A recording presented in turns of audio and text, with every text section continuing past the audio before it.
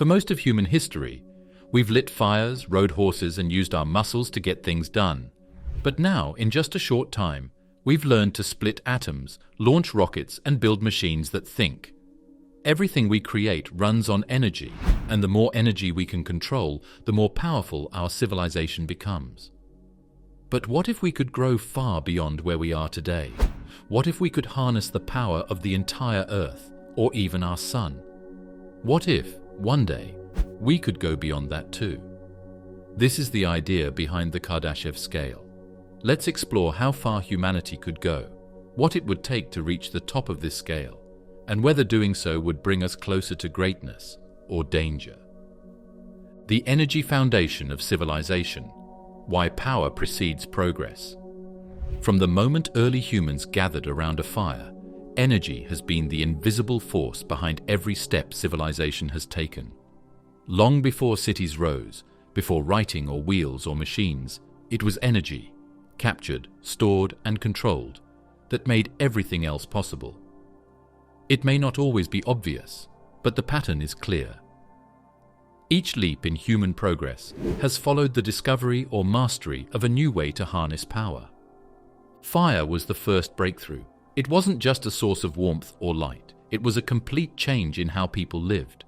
With fire, early humans could cook food, making it easier to digest and freeing up more energy for their bodies and brains.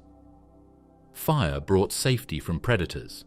It allowed people to stay warm in cold climates, to explore new lands, and to gather at night, exchanging stories and ideas. All of this, communication, migration, culture, was built on energy in its simplest form, burning wood. As time passed, people found new ways to use energy. Animal power helped with farming. Wind pushed sails and moved ships across oceans. Water turned wooden wheels that powered simple machines. But even these early energy systems were limited.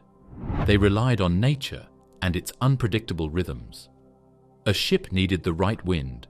A mill needed flowing water. Farming animals required time and food. Societies remained small and slow-moving because the energy they could access was small and slow too. That changed with the discovery of coal. In the 18th century, during the Industrial Revolution, coal became the engine of transformation. Coal drove steam engines that replaced human and animal labor. It powered factories that could produce goods on a scale never seen before. It moved trains that connected cities and reshaped countries. Entire industries rose around coal. With more energy came more machines. With more machines came more people, more cities, more trade, more speed. This marked a turning point. The more energy a civilization could use, the more it could do. In fact, historians now often measure civilizations not only by their tools, laws, or culture, but by their energy use. Civilizations with higher energy capture per person tend to develop faster, explore more, and sustain more complex systems. Energy was no longer just something people used. It was the foundation everything else rested on. Electricity made this even more clear. With electric power, energy could travel miles in an instant. It lit homes and streets. It powered telegraphs and radios, making communication global. It ran motors and refrigerators and assembly lines. Electricity didn't just improve life, it reshaped it.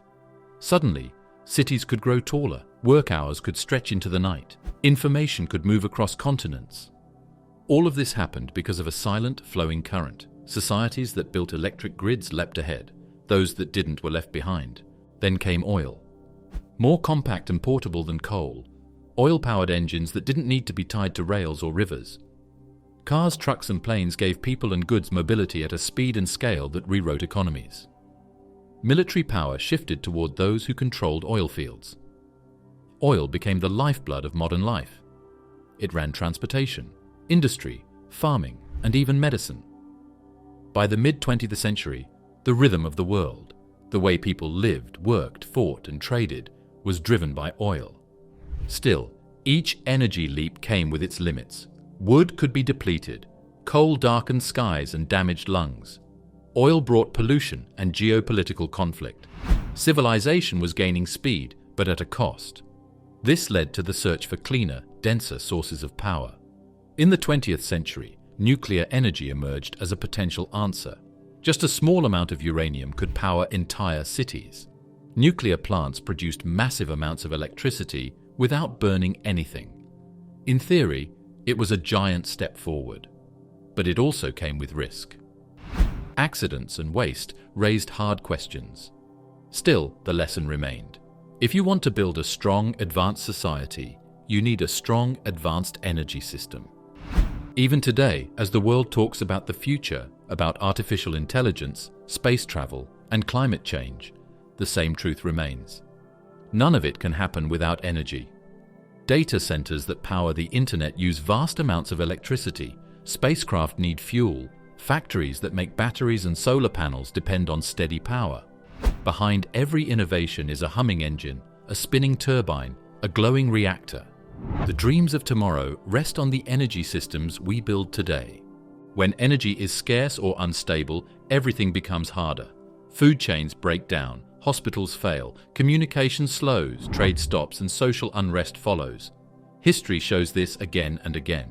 Empires collapse not just because of war or politics, but because their energy systems fail. When Rome's grain supply faltered, so did its power. When fuel dried up, industries stalled. Energy isn't just part of civilization, it is civilization. This is why modern debates about energy, whether it's fossil fuels, renewables, or nuclear, are really debates about the future of society itself. It's about how much power a civilization needs and where it will come from. Solar and wind are growing fast, but they require storage and smart grids. Hydrogen may offer new paths, but it's still being developed. Fusion, if it works, could be the biggest breakthrough since fire. Each of these is a piece of the same puzzle. How to power a world that keeps asking for more. Looking ahead, the scale of energy needed could grow even more. A world with 10 billion people, smart devices everywhere, high-speed trains, robotic farms, underwater cities, and off-world colonies will need energy far beyond what we use today. And if humanity ever reaches for the stars, if we build stations on the moon or send missions to other planets, the first thing we'll need to bring won't be tools or food. It will be energy. A Cold War thought experiment. The birth of the Kardashev Scale. In the early 1960s, the world was locked in the Cold War. The United States and the Soviet Union were both trying to outdo each other in science, space, and technology. The space race was in full swing. Satellites circled the Earth. Rockets climbed higher every year. There was a feeling that anything was possible, and that whoever reached it first would win more than just bragging rights. In the Soviet Union, a young astronomer named Nikolai Kardashev was thinking far beyond satellites. He was interested in something even bigger, the search for life beyond Earth. At the time, radio astronomy was a growing field.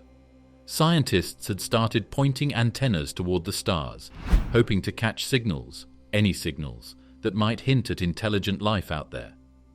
Kardashev was one of the first people in the world to take this idea seriously as a scientific project. But Kardashev didn't just ask, "Is there anyone out there?" He asked a much harder question. What kind of civilization could send signals strong enough for us to hear from light years away? To answer that, he began thinking in a different way. Up until then, civilizations were usually measured by things like culture, science, or technology. But Kardashev took a simpler and more direct approach. He asked how much energy a civilization would need to power a signal strong enough to be picked up across the galaxy. That led him to a bold idea. Civilizations could be ranked based on how much energy they can capture and use. In 1964, he proposed what is now known as the Kardashev Scale. It was simple, but powerful. A Type 1 civilization, he said, would be one that uses all the energy available on its home planet. That means tapping into sunlight, wind, oceans, and the planet's core. A Type 2 civilization would harness the full energy of its star. This might involve building huge structures in space, like a Dyson sphere, to collect all the sunlight and convert it into power. A Type 3 civilization would go even further, using the energy of an entire galaxy, tapping into billions of stars. This way of thinking connected directly to radio astronomy. Kardashev knew that if a civilization could use the energy of an entire star, the signals it sent could travel for hundreds or thousands of light years. We might not see their buildings, their art, or their machines, but we could detect their power. A strong enough signal would outshine the natural noise of space. Kardashev's thinking was shaped by his time. The Cold War had made energy central to every form of power on Earth. Nuclear weapons, nuclear power plants, rockets, all of them ran on new forms of energy. The Soviet Union and the United States were racing to control these sources. Kardashev simply extended this logic into space. If we were struggling to build machines that reached orbit, what could a civilization a million years ahead of us do? How much power would they need? And what kind of trace would they leave? In 1963, a strange signal had been picked up from a distant radio source known as CTA 102. At the time, it puzzled many scientists. Kardashev wondered if it could be a message from an advanced civilization. It turned out to be a natural quasar, but the event sparked serious thinking. If a message ever did come from space, how would we recognize it? What would it look like? And what kind of civilization could create it? For Kardashev, energy was the answer. His scale put numbers to the idea. A Type 1 civilization would use about 10 to the power of 16 watts, roughly the amount of solar energy hitting Earth. Type 2 would use 10 to the power of 26 watts, the power of a star. Type 3 would leap to 10 to the power of 36 watts, the output of an entire galaxy. These numbers are hard to picture, but they give a framework. They turn vague talk about aliens into something measurable. Even today, humanity is not yet a Type 1 civilization. We burn fossil fuels. We use wind, water, solar, and nuclear, but not at the full capacity of the planet. We have not yet mastered global weather control, planetary engineering, or full-scale energy capture. That means we're still closer to a primitive species, in Kardashev's terms, than to a truly advanced one. Kardashev's idea spread slowly at first. It wasn't the kind of topic that made front-page headlines, but among scientists, especially those thinking about the future, it caught on. It gave a clear ladder for progress. More than that, it gave a way to imagine the far future in practical terms. Forget flying cars or talking robots. The real sign of advancement is energy use. That became the core idea. Over time, others added to his work. New versions of the scale included Type 4, controlling the energy of the entire universe, and even Type 5, power over multiple universes. These were imaginative steps, but the heart of the idea remained the same. The more energy a civilization controls, the more advanced it becomes. The Cold War era helped fuel this kind of thinking. With the threat of nuclear war always in the background, and space exploration racing forward, there was a deep sense that the future would be shaped by whoever controlled energy.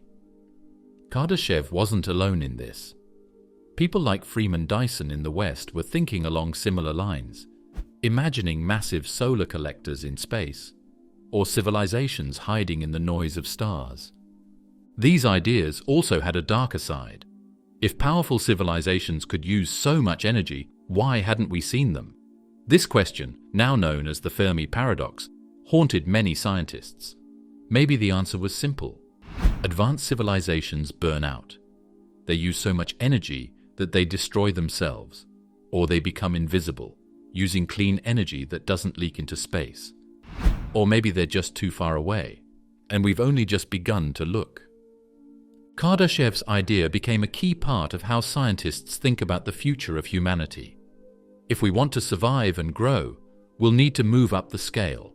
We'll need to use more energy, but also smarter energy. Clean, renewable, powerful. Not just to keep our lights on, but to power the future. Fusion reactors, space habitats, interstellar travel. When people now talk about colonizing Mars or building space stations, they are, in a way, chasing Kardashev's vision. Not just reaching other worlds, but unlocking more energy. not just sending signals, but becoming the kind of civilization that others far away might one day detect too. From I to 3, the classic Kardashev levels and their meaning. A Type 1 civilization can use all the energy available on its home planet. That means not just burning coal or drilling oil. It means gathering every drop of solar energy, every gust of wind, every wave in the ocean, every movement deep underground. It's full planetary control, not just using nature, but managing it. That includes the weather, the seasons, even natural disasters. To understand how big this step is, consider the numbers. Earth receives about 174,000 terawatts of solar energy at any moment. Humanity today, even with billions of people and all our technology, only uses around 20 terawatts. That's less than 0.1% of the total power Earth receives from the Sun. So we are far from Type 1. Most estimates place us at about 0.72 on the Kardashev scale. We've made progress, especially in the last 100 years, but we still don't control the full energy potential of our planet. If we ever reached Type 1, the world would look very different. Cities might run entirely on solar and wind. Energy shortages would disappear. Power grids would be global and stable. Large parts of daily life would be automated. Weather might be managed, not feared. Earthquakes and volcanoes could be predicted, or even controlled. Climate change would not be a crisis, but a technical challenge. Reaching Type 1 would mean more stability, more safety, and more control over the forces that have always shaped human life. But controlling a planet is only the beginning. The next step is much harder. Type 2 civilizations don't stop at their planet. They reach out and harness the full energy of their star. In our case, that means collecting all the power the Sun gives off, about 400 trillion watts. This is an amount so large that even imagining it is difficult. But the concept is simple. Instead of just catching the sunlight that hits Earth, a Type 2 civilization surrounds the star itself and gathers energy directly. One of the most famous ideas for doing this is the Dyson sphere. First proposed by Dyson in 1960, it's not really a solid shell, but a swarm of satellites or mirrors that orbit the star. These devices collect solar power and beam it back to the civilization. The structure wouldn't block the star entirely. Instead, it would catch enough energy to power a civilization millions of times more advanced than our own. No human technology today comes close to building something like this.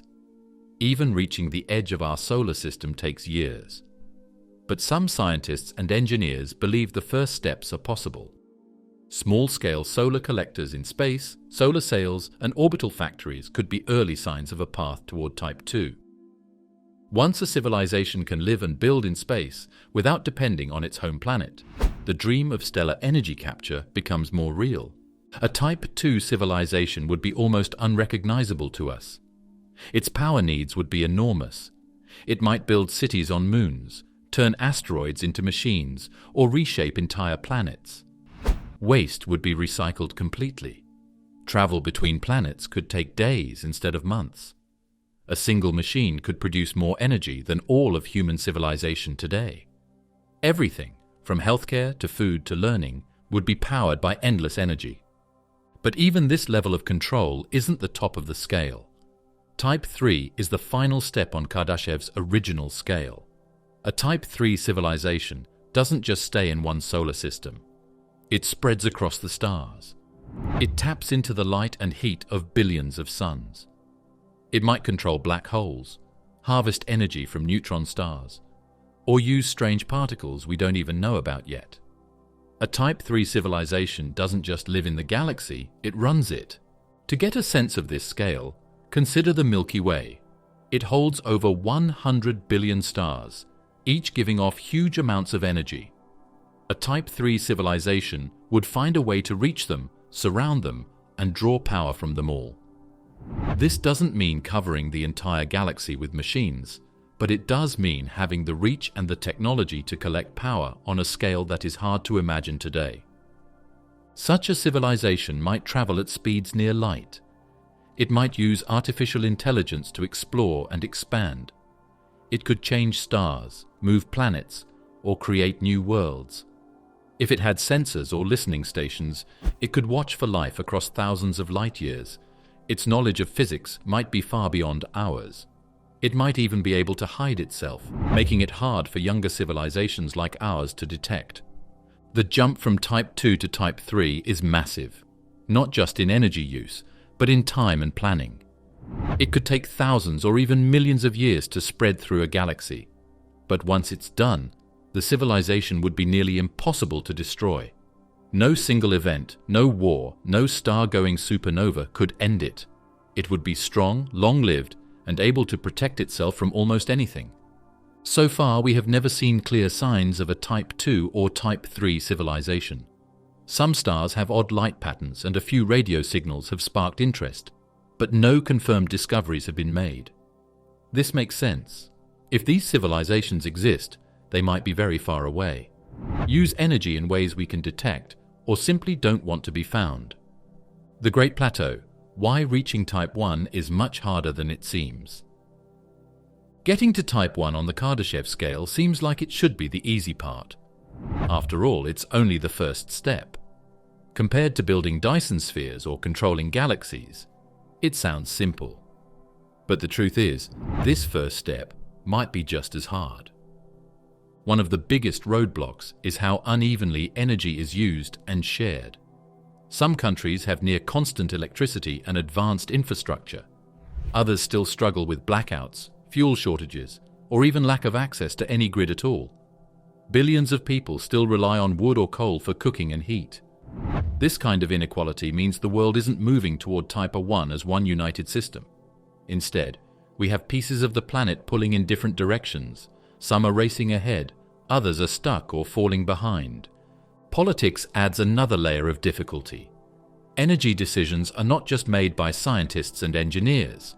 They're made by governments, businesses, and voters. Sometimes those decisions are shaped by short-term thinking.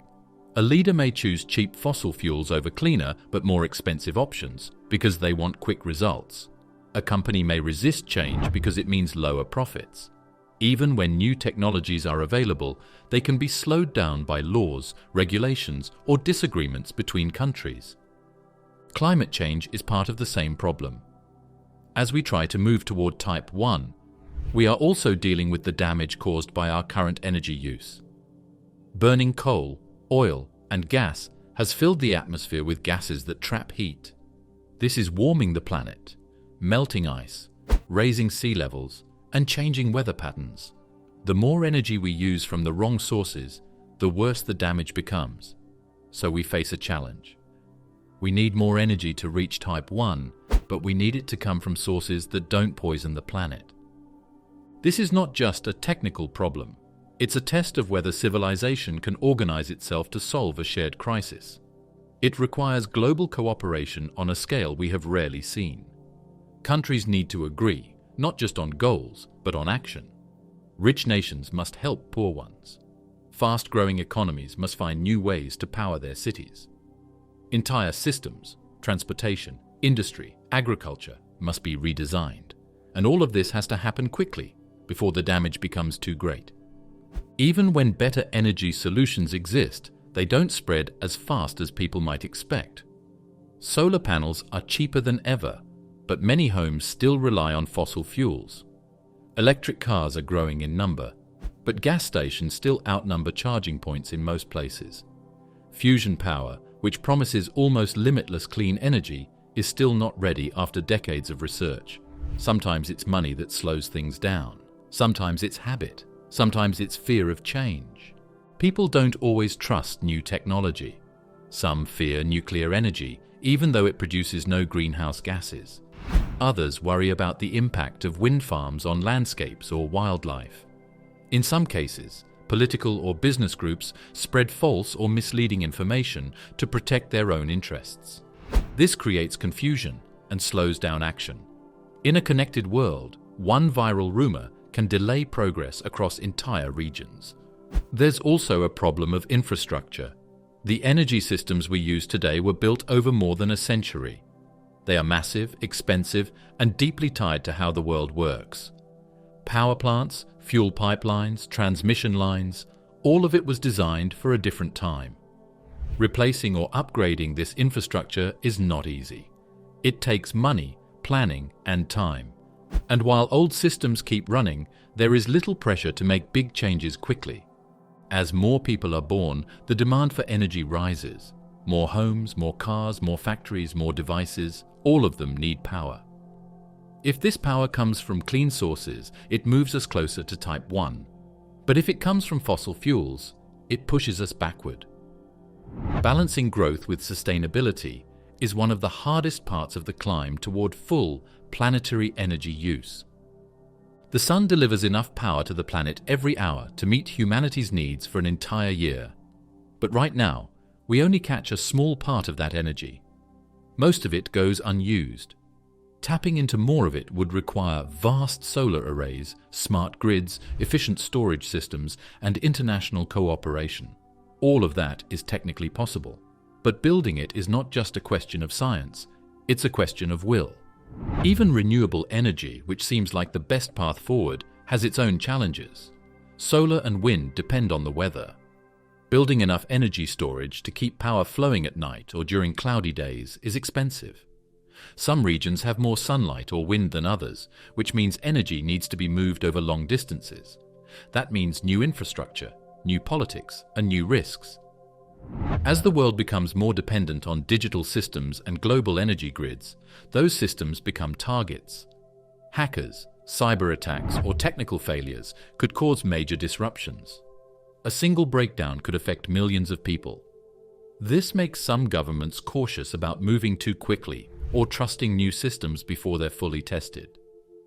People will need to think differently about energy, not just as something that comes from a wall outlet or a fuel pump, but as a shared resource that powers everything from hospitals to satellites.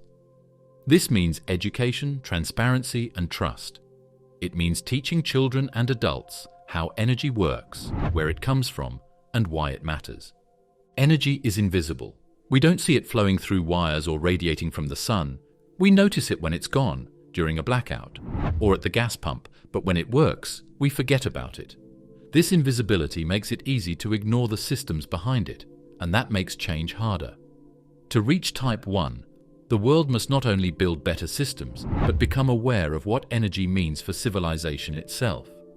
Despite all this, the path forward is not blocked. There are signs of progress everywhere. Solar and wind are growing.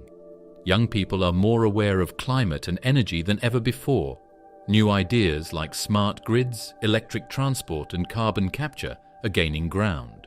Some countries are beginning to cooperate more, sharing research and funding clean energy projects. The climb is steep, but it has begun. Type Y is not just a step on a scale. It is a test of our ability to come together as a species. It asks whether we can build a world where energy is clean, fair, and strong enough to lift all of civilization. It asks whether we can rise above conflict, delay, and doubt. And it reminds us that true power is not just measured in watts, but in the will to move forward. What a fully realized Type I world might look like. Imagine standing on a cliffside in the late afternoon, looking out across a world that has become fully alive with energy. The sun is still shining. The wind still moves across the fields. But something is different. Everything is connected, controlled, and purposeful. Massive fields of solar panels spread across deserts, rooftops, even floating on oceans. But they are not the kind we know today. Bulky, scattered, sometimes unreliable. These are advanced systems built with ultra-thin materials that adjust their angle with the sun, clean themselves, and recycle light that escapes. Cities glow with power during the day and never run low at night, thanks to global energy storage systems that balance supply and demand across time zones. Wind turbines stretch across mountain ridges, coastlines, and offshore platforms. They hum quietly, turning sea breezes and storm gusts into steady electricity. Instead of harming birds or spoiling views, they've been shaped and placed with care, blending into the landscape like moving sculptures. They work in harmony with solar systems, picking up when sunlight fades. On calm days, other systems fill the gap.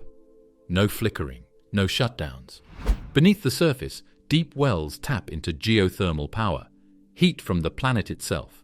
In some regions, entire cities draw their power and heat from this constant underground source. Pipes reach into the crust, drawing up steam and turning turbines day and night without smoke or noise.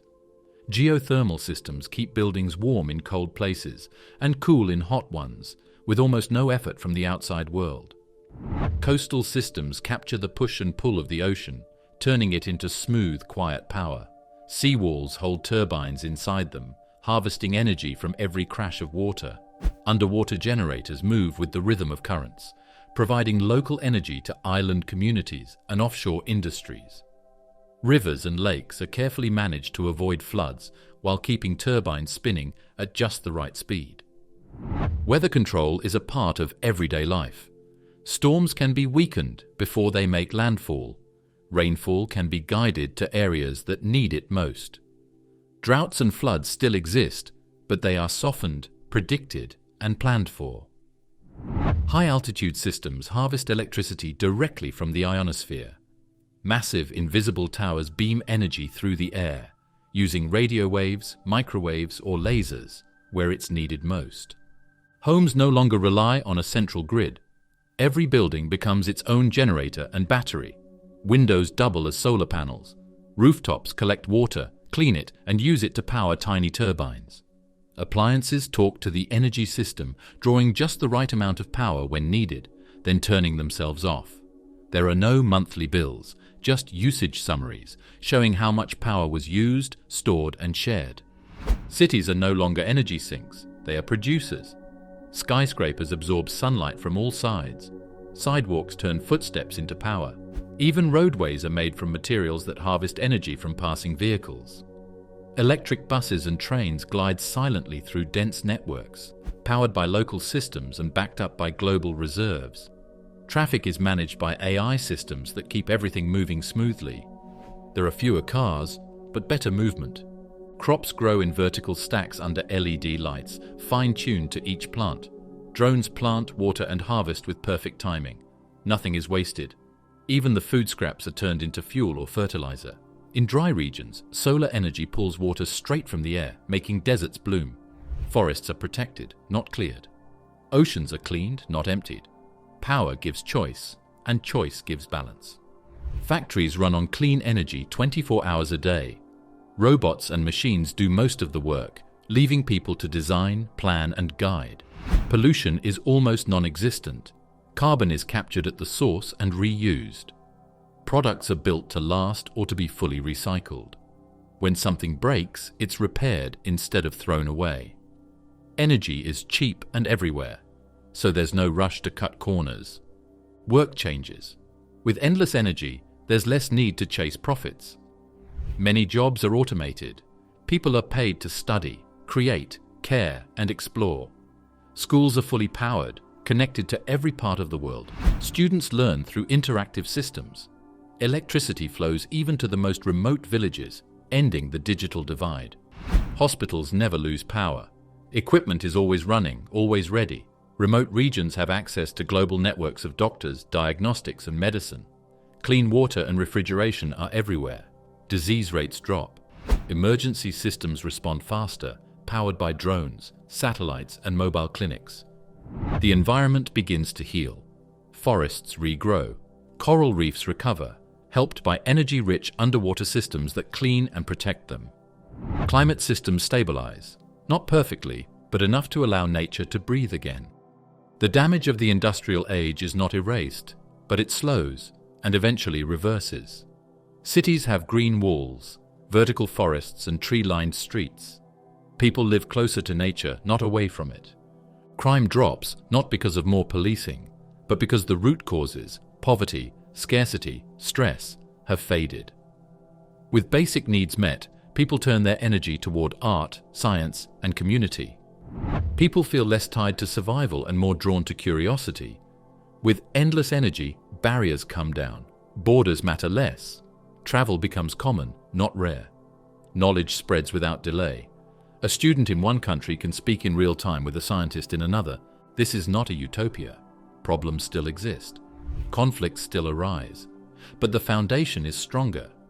power no longer depends on oil wells, coal mines, or fragile grids. It comes from the planet itself, freely given, constantly renewed. It's not owned, but shared. The world doesn't stand still. A Type 1 civilization doesn't stop growing. It learns to live in balance with its planet, but it also begins to look outward. With Earth fully powered, attention turns to the stars. The Moon, Mars, and beyond become reachable, not just in theory, but in practice. The same systems that mastered Earth can now be rebuilt elsewhere. The journey to Type 2 begins. The challenge of stellar engineering, building a Type 2 civilization. Reaching Type 2 on the Kardashev scale is a leap so large it shifts civilization from being planet-bound to becoming fully spacefaring.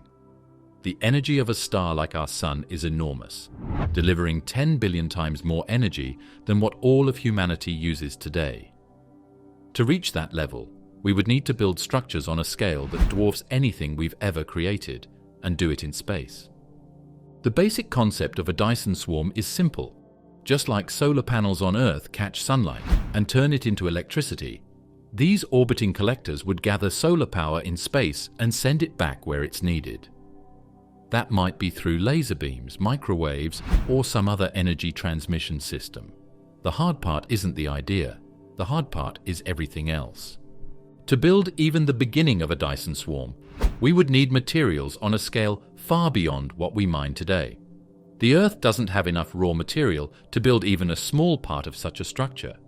That means we'd need to get building blocks from space, asteroids, moons, or other planets. Robotic missions are already exploring ways to drill, extract, and move space rocks. But turning those materials into solar collectors, assembling them in space, and making them work together, that's where the challenge begins. Every solar collector in a Dyson swarm must stay in orbit. It has to avoid crashing into others. It has to aim toward the Sun, stay cool under intense heat, and transmit power back to distant locations. To make it work, a civilization would need incredible control over physics, computing, and navigation. It would also need a huge network of robots or machines working around the clock, building and launching parts without constant help from humans. The Earth orbits the Sun at about 150 million kilometers. A Dyson swarm would begin near that range, possibly even closer, and stretch outward in all directions. Keeping track of billions of separate units, making sure they don't interfere with one another, and directing energy flows across those distances requires coordination at a level we've never achieved before. Even the energy to build such a system is massive. Launching objects into orbit from Earth takes fuel. Moving material from asteroids or moons takes time and energy. Building factories in space takes even more. That's why most visions of a Type 2 civilization imagine that it must first build large-scale industry off Earth. Not just space stations or satellites, but entire construction zones in orbit, on the Moon, or in the asteroid belt.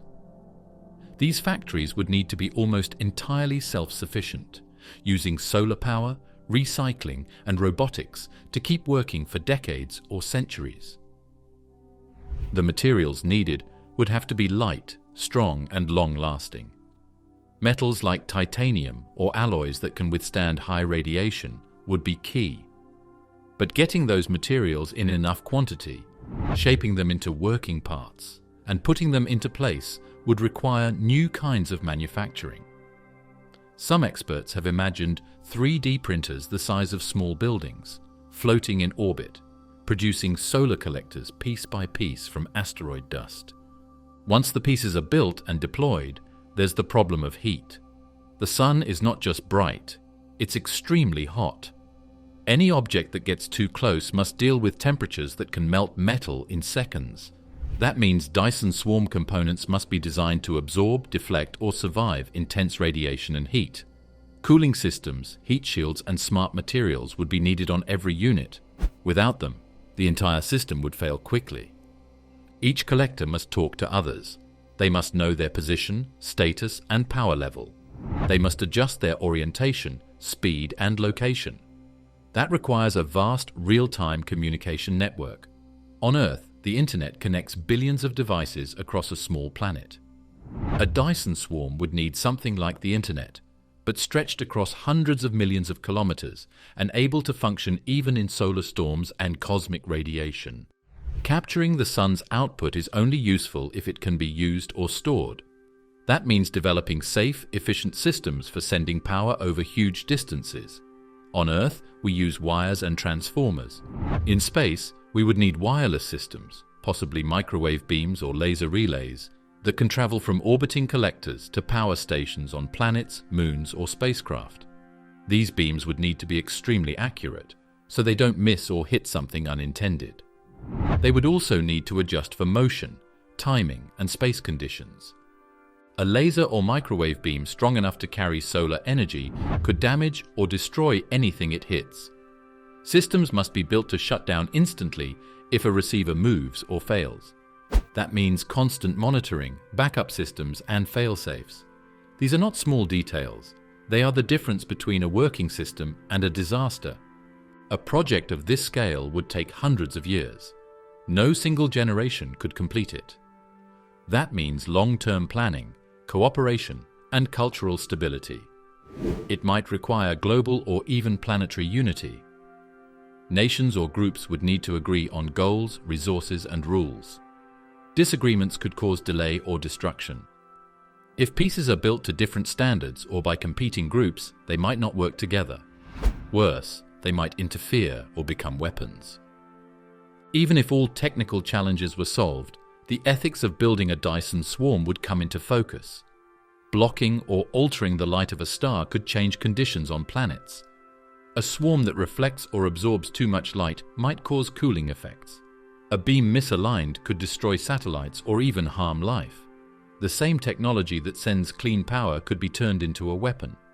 Controlling the sun's energy means holding the keys to great power, but also great risk. Still, the benefits are enormous. With full access to solar power, a civilization would have more energy than it could ever use. It could power space travel, deep computing, planetary engineering, and more. No fuel would be needed, no pollution, no limits. A single Dyson swarm around one star could power trillions of devices, systems, and machines. It would open the door to space colonization, time-free travel, and even artificial worlds. To even begin the journey toward Type 2, smaller steps would need to come first. Space-based solar power stations could beam energy down to Earth. Orbital factories could begin producing parts. Robotic systems could practice building small swarms around smaller bodies, like Mercury or the Moon. Test systems could be built in deep space, far from Earth, to avoid harm.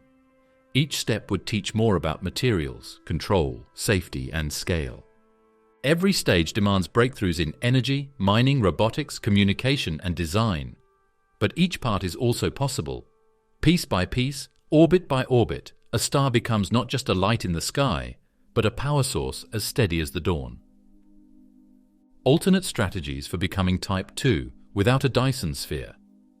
Feeding on the full power of a star doesn't always mean wrapping it in steel and solar panels. A Dyson sphere or swarm is the most famous idea, but it's not the only one. There are other paths toward a Type 2 civilization, paths that are more flexible, maybe even more realistic. One idea is to have massive satellites sit in orbit, soaking up sunlight and sending the energy where it's needed. These solar satellites could be positioned at places where gravity and orbital forces balance, called Lagrange points. There they could stay stable with little effort, capturing light without drifting away. Even today, engineers talk about building solar satellites to beam power down to Earth. If they were built in space, these panels wouldn't be limited by clouds, day-night cycles, or weather. They could collect energy 24/7. The sunlight in space is stronger too. With no atmosphere to block or scatter it, the energy is cleaner and more intense. Now imagine not just a few satellites, but thousands, maybe millions of them, spread out in orbit. A satellite collects sunlight, turns it into electricity, and then turns that into microwave beams aimed at receivers far away. These receivers, called rectennas, would catch the microwave beams and turn them back into usable electricity. This could work across space, from satellites to a planet, a moon, or even another satellite. A satellite also could send power in the form of a laser beam, precise, direct, and fast. Lasers can travel huge distances with less loss, but they also need to be incredibly accurate.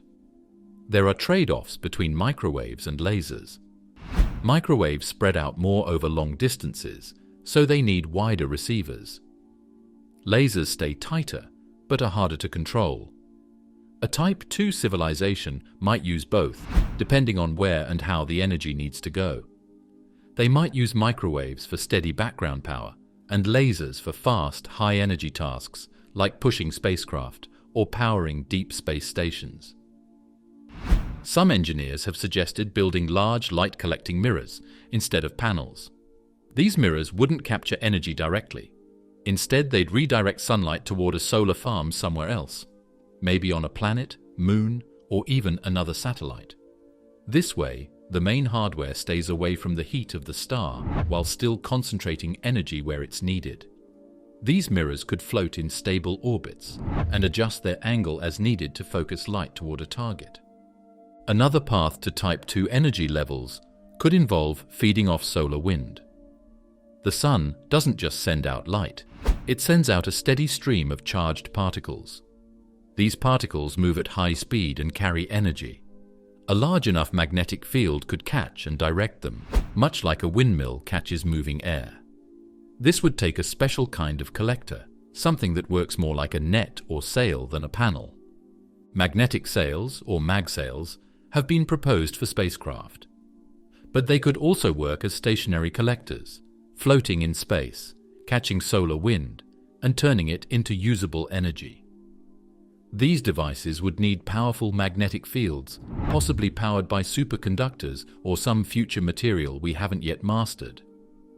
The benefit is that these systems wouldn't need to block light or be close to the sun. They'd just hang in space and collect charged particles, turning solar wind into power. There's also the idea of orbiting reactors powered directly by sunlight. These reactors wouldn't collect energy to send somewhere else. They'd use it on site, for example, to power factories in orbit, process space-mined materials, or fuel laser systems. These power stations could handle tasks that are too dangerous or energy-hungry for Earth. By building them in space, a civilization could reduce risk and pollution while increasing capacity. If the civilization is more mobile, there's another way to use the sun's energy: direct propulsion. Solar sails use the pressure of sunlight to move through space. These sails don't use fuel, they reflect light, and the force of that reflection pushes them forward. With large enough sails, even a small amount of sunlight can keep a spacecraft moving, gaining speed over time. A Type 2 civilization could build fleets of solar sailcraft that roam between planets, moons, and stations, powered only by their star. These sails could also be aimed with laser boosts. Instead of waiting for sunlight alone, a ground station could fire a laser beam at the sail, adding energy and speed.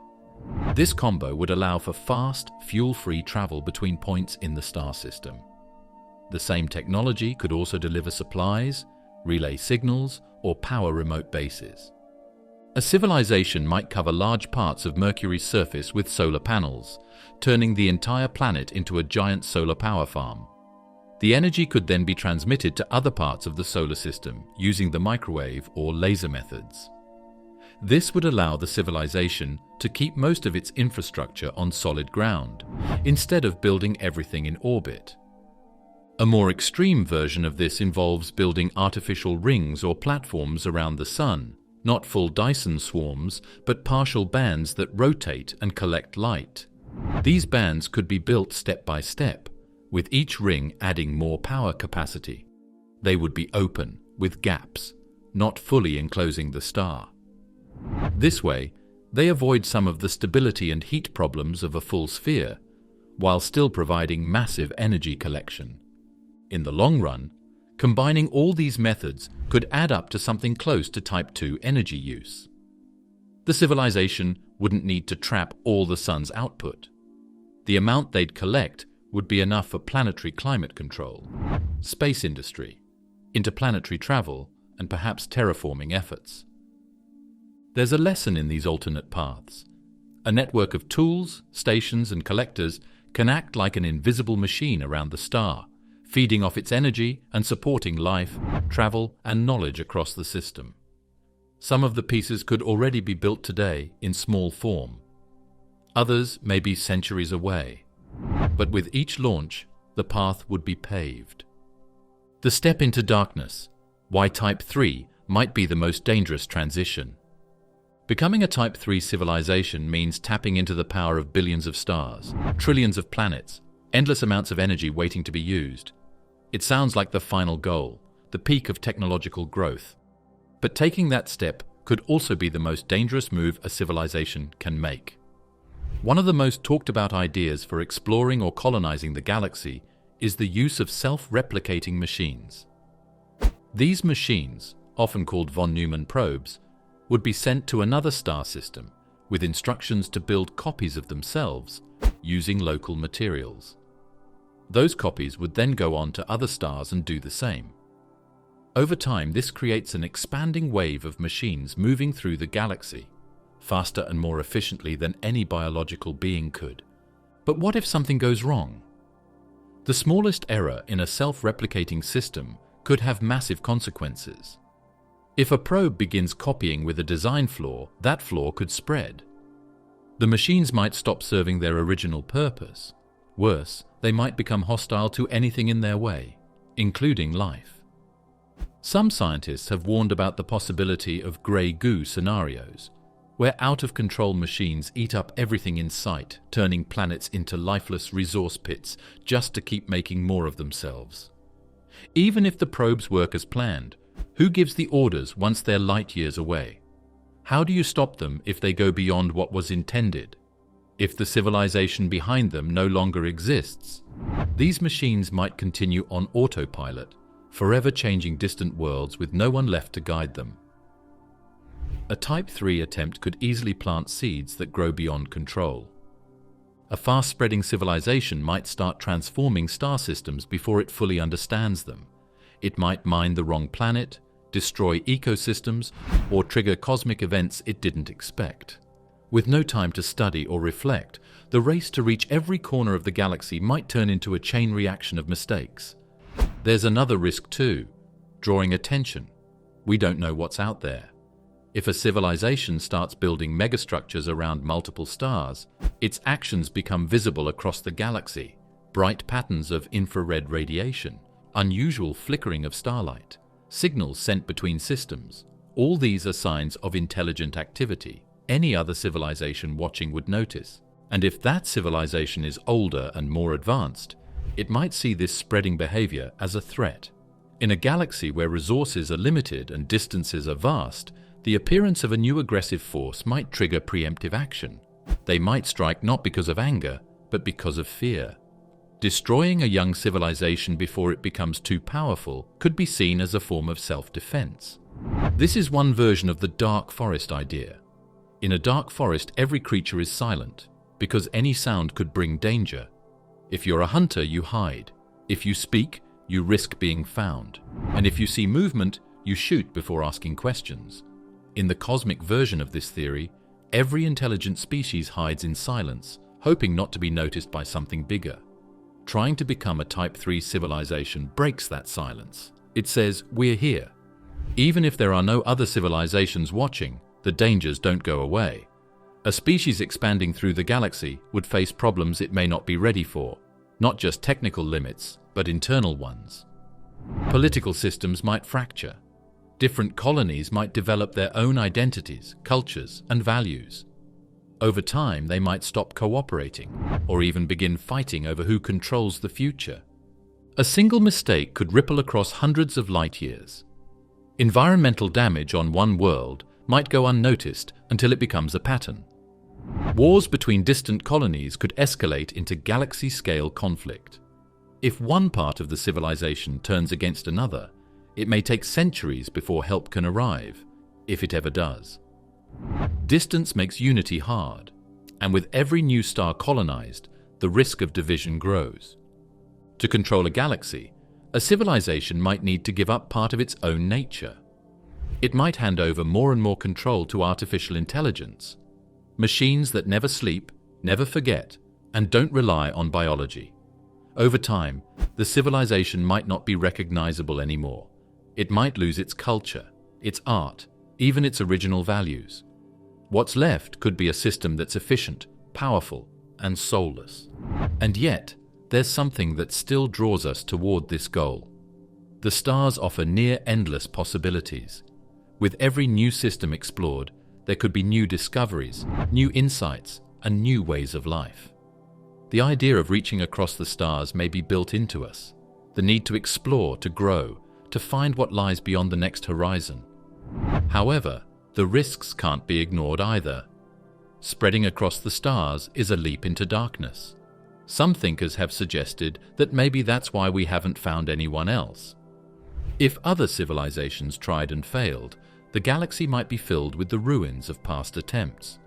Silent systems where megastructures collapsed, planets stripped of resources, dead probes floating in empty space. The step to Type 3 might be so difficult and so dangerous that almost no one makes it. Others believe that the smart move is to grow slowly, to stay quiet, to avoid drawing attention until we know what's out there. A galaxy filled with unknowns may be a place where caution matters more than speed, where the price of ambition is extinction. Timescales to Type 3. Could a civilization outlive its own curiosity? Colonizing an entire galaxy is not something that happens quickly. Even with machines that travel close to the speed of light, the distances involved are enormous. The Milky Way is about 100,000 light-years across. That means even if you could move at a speed just below light, it would still take tens of thousands of years to cross from one end to the other. And building a Type 3 civilization doesn't involve just traveling. It means setting up structures, systems, and networks in hundreds of billions of star systems. That could take millions or even hundreds of millions of years. That kind of timescale raises a strange question. Can any civilization stay focused on one goal for that long? Could any species, biological or machine, remain united, stable, and driven for a project that lasts longer than most stars live? Our own history gives us reason to wonder. Human civilizations rise and fall. Empires form, collapse, and disappear. Languages change, beliefs change, even goals change. What one generation sees as essential, another might ignore completely. Our oldest written records only go back about 5,000 years. That's a blink compared to the life of a galaxy. If humanity did begin a journey to become a Type 3 civilization, could it continue that journey across 1,000,000 years? A species may start with a goal to explore or expand, but will it still care after thousands of generations? Curiosity may fade. Priorities might shift. Entire new ideologies might take over. In time, even the idea of reaching Type 3 could seem outdated. Something for the history books. A dream from another era. Colonizing just one star system could take hundreds of years. Travel, setup, adaptation, and communication. All of it happens slowly, especially without faster-than-light travel. As the distances grow, so does the lag. A signal from Earth to a colony 1,000 light-years away would take 1,000 years to arrive. Sending a response would take another 1,000. That's 2,000 years just for one back and forth. Any sense of shared purpose would stretch thinner and thinner. At some point, those colonies might stop feeling like part of the same civilization. They might develop their own cultures, values, even biology. A planet with higher gravity might favor stronger bodies. One with low light might lead to better vision or different senses. Over time, these differences could lead to separation in identity. Instead of a single expanding civilization, the galaxy might fill with different offshoots, each one isolated, each one evolving in its own direction. That's not necessarily failure, but it could mean that the path to Type 3 isn't a single clear line. It could fragment. It could take detours. It could split into many stories rather than one. There's also the possibility that the civilization doesn't survive. 1,000,000 years is a long time to stay alive, not just because of outside threats, but internal ones. Politics, war, environmental collapse, loss of knowledge. These are things that have ended civilizations before. On a cosmic scale, they may be even harder to avoid. A small mistake could set back progress by centuries. A bigger one could wipe everything out. Even highly advanced civilizations might not be immune. They could still face power struggles or systems breaking down. If they rely too much on automation, a failure in their artificial intelligence could be just as dangerous as war. If they spread too thin, parts of their society might simply disappear, forgotten in the silence between stars. Over time, knowledge gets lost. Data formats become unreadable. If records aren't kept and passed on, even a highly advanced civilization could forget how it got to where it is. Colonies might lose touch with their origin. Some may not even remember they were part of a larger journey. The stars could fill with worlds that have no idea they were meant to be part of a great expansion. Maybe no civilization ever reaches Type 3, not because it's impossible, but because it doesn't hold their interest for long enough. Maybe growing to galactic scale turns out to be less rewarding than expected. The energy is there, yes, but perhaps the cost, social, psychological, emotional, is too high. Maybe some decide it's better to stay local, or turn inward, or even slow down. After all, energy use is only one way to measure growth. A civilization might find meaning in knowledge, in balance, or in simplicity. Instead of building megastructures across the galaxy, they might focus on understanding the nature of consciousness. Or they might explore virtual realities so rich and complex that they make the physical universe seem boring by comparison. In that case, expansion might be traded for depth, power traded for peace. They might have the ability to become Type 3, but choose not to. And maybe that's something we should think about too. If the journey to galactic dominance takes millions of years, we have to ask what we're becoming during that time. Are we still curious? Still human if we started out that way? Could a civilization outlive its own wonder, or evolve past the need to wonder at all? It's possible that some advanced species reach a point where the outside universe no longer interests them. If they have everything they need, if they understand their world and themselves, they may simply stop reaching. They may fall silent not because they died, but because they found something more meaningful than growth. From our current point of view, that's hard to imagine. We see progress as movement, more energy, more control, more stars. But perhaps progress at some point becomes about stability, or about understanding, or even stillness. In this way, this idea could also explain the Fermi paradox. If other civilizations are out there but not expanding, maybe it's because they made a different choice. Maybe the galaxy is silent because the ones who succeeded stopped making noise. Type 4, command of the cosmos itself. The original Kardashev scale had 3 levels. It was bold, but also limited. It looked only as far as the galaxy. But what comes next? If a species really can master a galaxy, why stop there? That question led to new versions of the scale. Scientists and thinkers began to imagine what would happen if a civilization kept growing. They asked how far technology could reach, how much energy could be used, and how big a footprint a species might leave on the universe. The result was an expanded Kardashev scale, Type 4, V, XX, and even Type 7.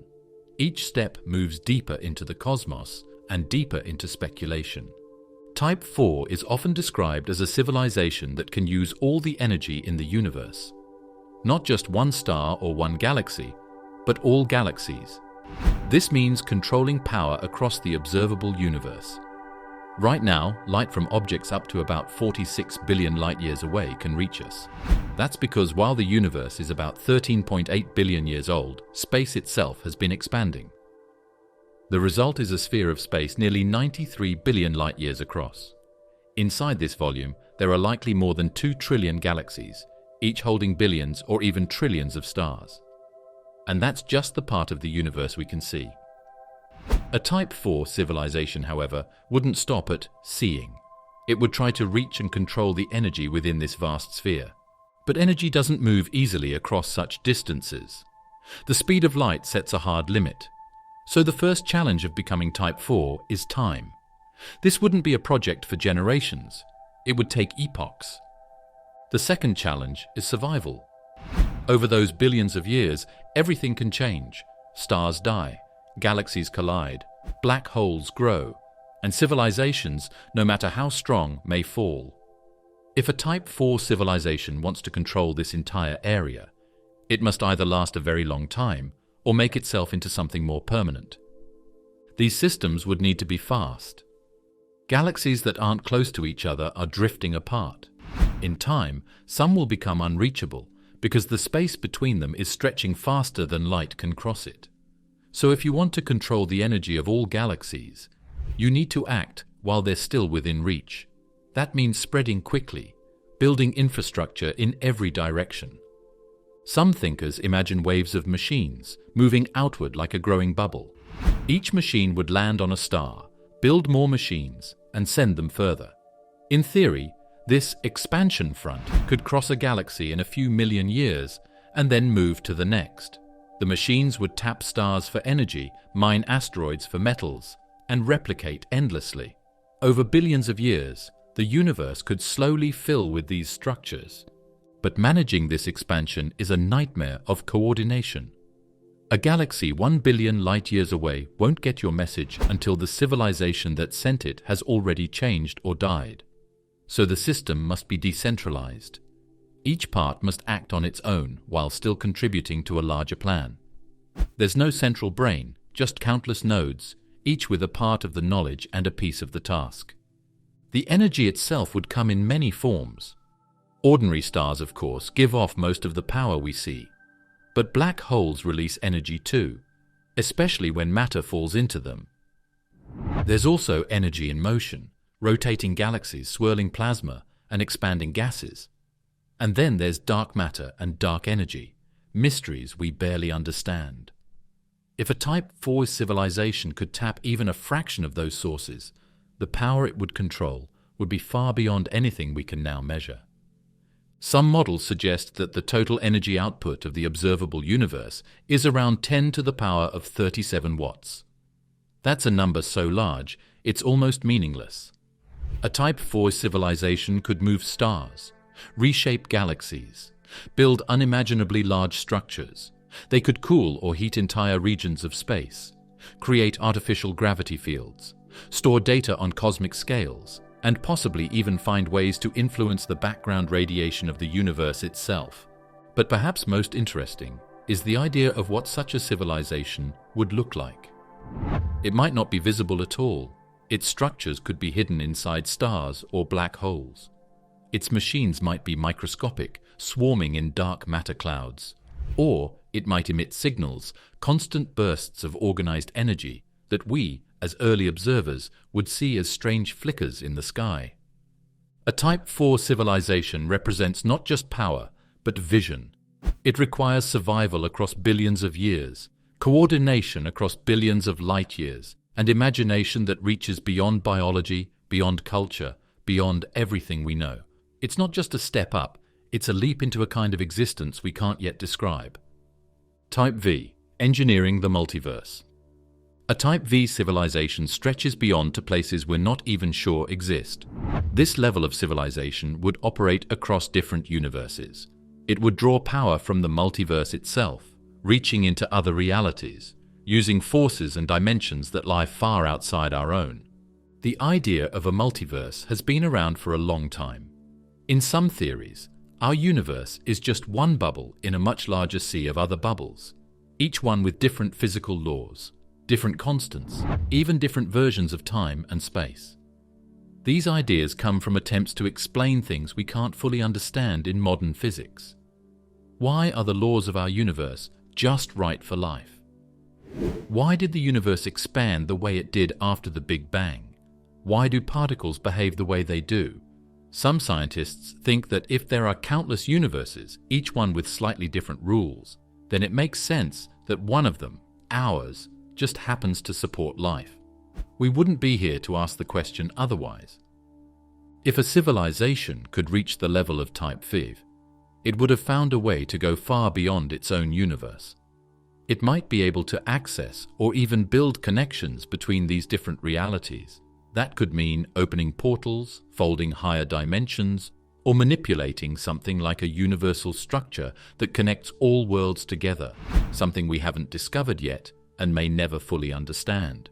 But for this civilization, it would be as real and usable as electricity is to us. Just getting to that point would take more than technology. It might require a complete understanding of all the laws of physics, not just the ones we know, but the hidden ones that are buried deep in the fabric of reality. Maybe gravity, time, matter, and energy are only small parts of a much larger puzzle. A Type V civilization might be able to see and use the whole thing. That includes the energy of other universes. If each universe is born from some sort of explosion, like our Big Bang, then it contains huge amounts of energy at the beginning. A Type V civilization might be able to tap into that energy by finding ways to create new universes or connect to newborn ones.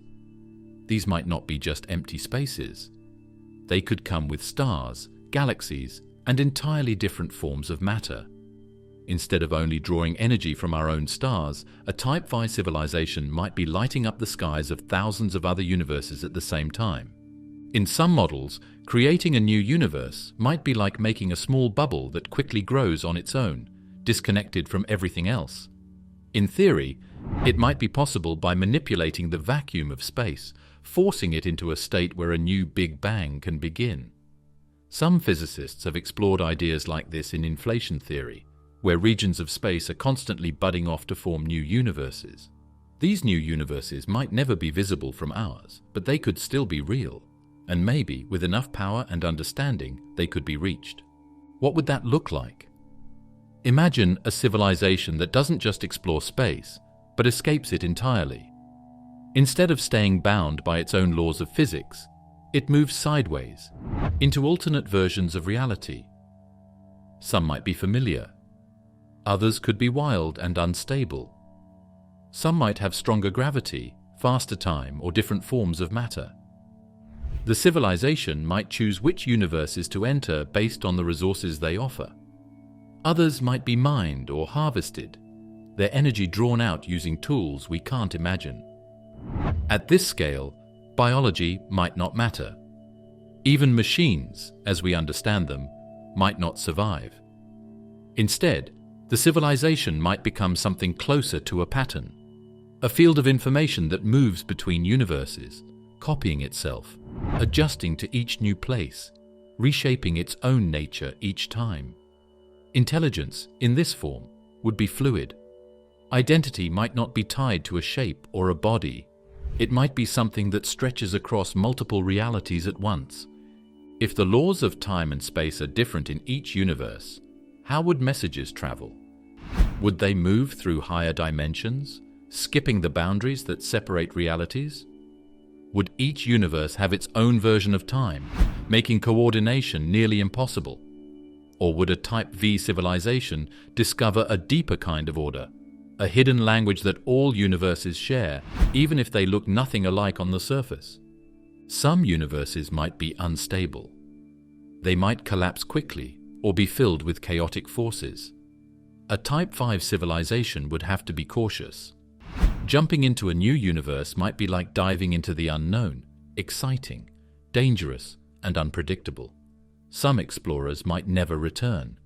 Others might discover entirely new branches of physics, new forms of life, or strange patterns of energy that we can't even begin to guess at.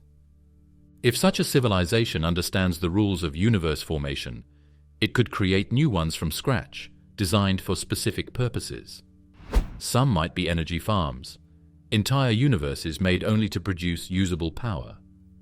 Others might be testing grounds for new ideas. A civilization could create thousands of alternate realities, let them evolve, and watch what happens, like running giant simulations on a cosmic scale. From our point of view, it might seem like playing God, but for such a civilization, it might just be part of how it learns and grows. Could our own universe be one of those creations? Maybe a Type V civilization built it. Maybe we're inside a controlled environment, designed for some unknown purpose. This ties into simulation theory. But if someone has the power to create entire universes, then creating one like ours wouldn't be hard. Still, even for a civilization this powerful, there would be limits. The multiverse might go on forever. There might be places it can never reach. Realms where the laws are too alien, or where no form of life or thought can exist. There could also be other Type V civilizations out there. If one of them runs into another, the results could be peaceful, or not. Maybe the multiverse is filled with competing powers, each creating, shaping, and exploring their own parts of the whole. Or maybe most universes are quiet, empty, lifeless, and the Type V civilization roams through them like a traveler in a vast dark sea, alone, curious, and always searching for something more. Type 6, control over space-time fabric. A Type 6 civilization wouldn't just exist inside space and time, it would be able to control them. To understand what that means, it helps to look at what space and time actually are. We often imagine space as empty and time as something that simply flows, but in physics, space and time are not separate things. They form a single structure called space-time. According to Einstein's theory of general relativity, massive objects like stars and planets bend this fabric. Gravity, in this view, is just the effect of that bending. The Earth orbits the Sun not because the Sun pulls it directly, but because the Sun curves space-time in a way that causes the Earth to move around it. Now imagine a civilization that doesn't just react to the curves in space-time. It can make them on purpose. It could bend or fold space to bring two distant points closer together. It could twist time so that effects come before causes, or so that time loops back on itself. It could slow down time in one area and speed it up in another. This kind of power goes far beyond any technology we can imagine today. It would mean having tools that work not just within the laws of physics, but on the laws themselves. One of the clearest examples of space-time manipulation is the idea of a wormhole. A wormhole is a theoretical tunnel through space-time that connects two distant places. If one end of the wormhole is near Earth and the other is near a distant galaxy, stepping through it would let you travel across the universe instantly. Wormholes are allowed by Einstein's equations, at least in theory, but keeping one open would require something we don't yet know how to create, what physicists call exotic matter, a material with negative energy that could resist the tunnel collapsing. A Type 6 civilization could step from one world to another without crossing the space in between. The universe would become a network of shortcuts, a place where distance no longer matters. Time travel could also become real for such a civilization. The rules of general relativity don't forbid time loops or closed time-like curves. They just make them extremely difficult to achieve. A Type 6 society might build paths through time the same way we build bridges over rivers. It could revisit its own history or skip ahead into the future. The consequences of that are hard to imagine. Could a civilization choose to relive its golden ages over and over? Could it go back and fix mistakes? Or would it use time not as a place to visit, but as a resource to be shaped, slowing, speeding, or stopping it wherever needed? Changing space-time might also mean changing the very constants that make up physics. In our universe, there are numbers that never change. These values shape everything. But if a Type 6 civilization could reach deep enough into the structure of reality, it might be able to adjust those numbers. It could build zones of space where light moves faster, where gravity is weaker, or where different types of matter behave in new ways. It might also be possible to create entire regions of altered space-time, bubbles that operate under new rules. Inside one bubble, time might pass slowly, allowing long projects to unfold safely. Inside another, physical laws could be tuned to allow new technologies. This control would involve dimensions we don't yet know exist. Some theories in physics suggest that there are extra dimensions curled up at small scales, invisible to us but still real. If a civilization could unfold or manipulate these hidden dimensions, it might gain access to even stranger powers. Time and space are the framework for everything we know: matter, energy, information, and life. If a species can rewrite that framework, then the line between biology and physics might vanish. The civilization might appear as patterns in space-time itself, living ripples in the fabric of reality. Instead of sending messages across space, it might write messages into space. Instead of waiting for signals to arrive, it could fold the path between sender and receiver, making communication instant. It might talk through the language of gravity waves or quantum distortions. It could embed knowledge directly into the structure of a planet or star. If more than one Type 6 group exists, they might each claim parts of the multiverse, not just by occupying space, but by controlling the rules that space follows. Conflicts at this level wouldn't look like wars. They would look like changes in reality, shifts in how time works, how energy behaves, or how causality flows. A clash between two Type 6 civilizations might erase whole regions of spacetime, not as a weapon, but as a side effect of their tools. Still, there might be dangers even they can't avoid. Changing spacetime might create side effects. Loops in time could cause paradoxes. Folding space too tightly might create singularities. Adjusting the constants of physics could backfire, making a region unstable or uninhabitable. Even for a civilization this advanced, there might still be boundaries. Some physicists have wondered whether spacetime might arise from information, whether reality is made not of particles but of bits. If that's true, then a Type 6 civilization might also be mastering thought itself, shaping reality by shaping the information that underlies it. The borders between mind and matter, between physics and meaning, could start to blur. Type 7. Becoming one with the laws of physics. A Type 7 civilization is the most extreme idea on the Kardashev Scale. This level asks what happens when a civilization doesn't just control the rules of the universe, but becomes part of them. It's hard to imagine because it means crossing the line between what we call science and what many would call something closer to spirituality or myth. But if the path of progress continues long enough, maybe the end of it looks less like technology and more like transformation. A Type 7 civilization wouldn't just live inside a multiverse. It might live as the multiverse, or perhaps even beyond that, if such a thing is possible. This kind of existence would be about becoming something more, something woven into the logic of reality itself. At this level, the civilization might not even look like a group of beings anymore. It could be the reason things fall, the reason time flows, the reason space expands. If we try to picture this, words start to fail. But one way to think about it is through the idea of consciousness. Humans have thoughts, and those thoughts affect our bodies. What if a civilization grew so advanced that its thoughts began to affect the universe in the same way? What if it became aware not just of itself, but of the whole structure of reality? It could understand every pattern, every cause, every outcome. And then, through some process we don't yet understand, it could become those patterns. It could be both the observer and the rulebook at the same time. At this point, the line between physics and metaphysics disappears. Some might compare this to the idea of a god, something all-knowing, all-present, all-powerful. But in this case, it wouldn't be something that existed forever. It would be something that emerged from a long process of growth, learning, and evolution. It wouldn't have started perfect. It would have started just like us, curious, limited, and wondering what lies beyond the stars. This civilization might no longer need matter or energy. It might not move through space, because space itself would no longer apply in the same way. It might not experience time as a sequence of events.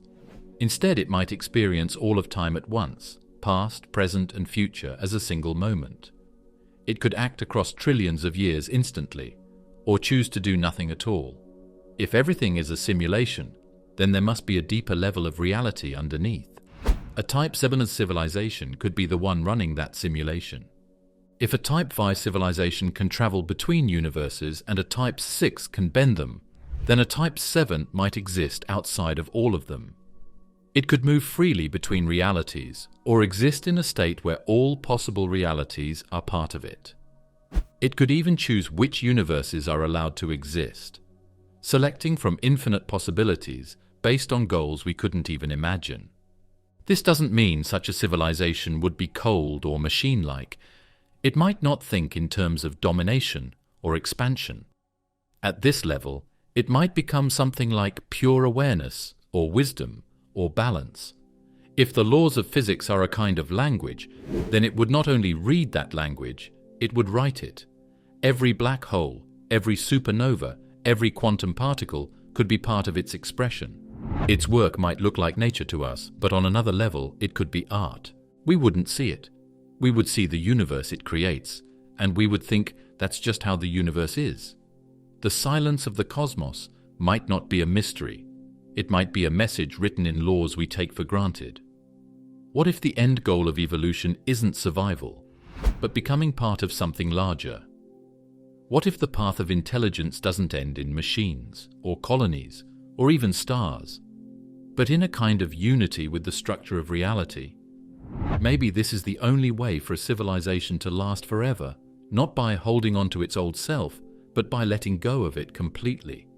Not by standing apart from the universe, but by becoming the reason the universe exists. In that sense, a Type 7 civilization might be both the final step and the beginning of something new. It might look like an ending, but from its point of view, it could be the start of a deeper form of being. It might not grow in space or time anymore, but in complexity, insight, and harmony. It wouldn't ask, "How do we survive?" or "How do we expand?" Instead, it might ask questions we don't yet know how to ask, about the purpose of reality, the shape of meaning, or the nature of existence itself. Civilizational reboot. Would a Type 11 civilization choose to start over? It's easy to picture progress as a straight line, one where the farther we go, the better things get. But if we imagine ourselves living forever with access to anything we want, there's a possibility that the excitement would fade. After all, what gives actions meaning is often their limits. A song is beautiful because it ends. A story is compelling because it unfolds. Remove time, remove struggle, remove death, and you might also remove purpose. In that state, a civilization might feel empty. That's where the idea of a civilizational reboot comes in. A choice, not forced by decay or violence, but by curiosity. What if, instead of continuing to expand, a civilization decided to reset, to start from scratch? Like someone finishing a perfect game and deciding to play it again, but this time with no help, no cheats, no memory of how it all works. To do this, they would need to create limitations, maybe even erase their own knowledge. They might build smaller worlds, like simulations or pocket universes, and enter them as new beings, with no memory of what they once were. In that moment, they become like us. They struggle, they wonder, they try to survive. But somewhere deep in the background, their original form still exists. In some religious stories, gods come down to earth and live as humans. They suffer, learn, and grow. In others, the divine chooses to become mortal, not because they have to, but because it teaches them something new. Maybe that's what a Type 7 civilization would do too. Inside the reboot, time would flow slowly. Events would matter again. Love, fear, death, these would return. The beings inside wouldn't know it, but every choice they made would be part of something bigger. Not a simulation with a goal, but a story they chose to live. And when they died, maybe they'd wake up, back in the higher reality, full of new memories, new ideas, changed by the journey. Maybe it wouldn't just be about starting over as individuals. Maybe the entire civilization would decide to become something smaller, simpler, not by going into simulations, but by returning to earlier ways of life. Giving up total control, choosing to live on a single planet, in one body, under real sunlight and sky. Like a master musician going back to play on a wooden flute, or a scientist building toys out of clay. In those small, fragile things, they might find something they had lost. We already see echoes of this in our own world. Some people step away from technology. They grow food. They live simply. Not because they don't understand modern life, but because they want something quieter, more grounded. Maybe a super civilization would feel the same. But there's another possibility too. Maybe the reboot isn't nostalgic. Maybe it's necessary. After reaching the highest level, the civilization might realize something went wrong. Maybe they controlled everything, but lost touch with feeling, with beauty, with meaning. And so, they decide not to escape, but to rebuild, to go back to the beginning and do it differently. This version of the reboot wouldn't be a simulation or a retreat. It would be a new run, a new version of themselves built from the ground up. They might seed a galaxy with life, watch it evolve, intervene sometimes, or never, let it grow in its own way, hoping that this time the end wouldn't be just powerful, but wise. Maybe they would even allow that new version to forget them entirely, so that nothing could be taken for granted, so that every discovery felt fresh, every connection felt real. If the reboot is too good, too convincing, the new civilization might never wake up. It might stay locked in the smaller world, thinking it was all there was. And if that happened, maybe that's us. Maybe we're the reboot. A second attempt, a third, a thousandth, a chance to get it right. The long climb from terraforming to Dyson spheres. If we did want to eventually climb our way to Type 7, our steps need to be modest, starting off with tackling the next big stage in our evolution. The journey from where we are today to a future where we build Dyson spheres or terraform entire planets won't happen overnight. It's a long, gradual climb with many steps between. Right now, humanity is just beginning to take small steps beyond Earth. We've sent robots to Mars, placed telescopes in orbit, and even landed on the Moon. But these are just early moves. To become a civilization capable of reshaping planets and building structures around stars, we'll need to move through a series of hard but necessary transitions. It starts with mastering Earth orbit. This sounds simple, but it's still expensive and limited. Rockets are costly, and every launch risks failure. For us to take the next big steps, we'll need reusable launch systems that work cheaply and safely. Companies like SpaceX and others are working on this, but it's just the beginning. Once space becomes a place we can reach routinely with little risk and cost, a whole new set of options opens up. We can begin building things in orbit, not just launching them there. One of the earliest large-scale projects will likely be space stations that serve as both research outposts and manufacturing hubs. Today's space stations are small and rely heavily on Earth. Future stations will need to be larger, self-sufficient, and able to produce their own tools, maybe even grow their own food. These early space habitats will give us experience in living off Earth and managing closed ecosystems. We'll need to learn how to recycle everything, air, water, waste, because supply runs from Earth will be rare or impossible for more distant missions. The next phase could be industrial. Asteroids and the Moon are full of raw materials: iron, nickel, silicon, and rare metals. All the things we use on Earth can be found in space. The difference is that mining them there avoids damaging Earth's environment, and in zero gravity, we might build things that are too large or delicate to make on the ground. Automated mining systems could dig into asteroids or lunar soil, breaking down rock and extracting useful parts. 3D printers could then turn this material into structures. Once we're able to gather resources and build in space, we can begin to dream bigger. The Moon is a logical next step. It has no atmosphere and less gravity, making it easier to launch from than Earth. A permanent base there would let us test long-term survival, radiation shielding, and underground shelters. From the Moon, Mars starts to look a little closer. It's still far, still dangerous, but no longer unreachable. Terraforming Mars is not something we'll do quickly. The planet is cold, dry, and has almost no atmosphere. But over time, we could begin to warm it. Giant mirrors in orbit might reflect sunlight down to the surface. Factories could pump out greenhouse gases to trap heat. Underground shelters might support early settlers, while the surface slowly becomes more friendly. These efforts could take centuries, but they're all part of the climb. At some point, building in space becomes routine. With experience from Moon and Mars bases and asteroid mining operations running smoothly, we could begin to build larger structures, satellites the size of cities, or stations that house thousands of people. Solar power satellites could beam energy to Earth or other planets. The scale of construction would increase as our abilities and confidence grow. Eventually, we might begin building solar collectors on a massive scale. Each collector would be small on its own, but together they could absorb huge amounts of solar power. The energy could be used for computation, construction, or even for supporting other colonies across the system. No group of humans could build a Dyson swarm by hand, but robotic systems could do it.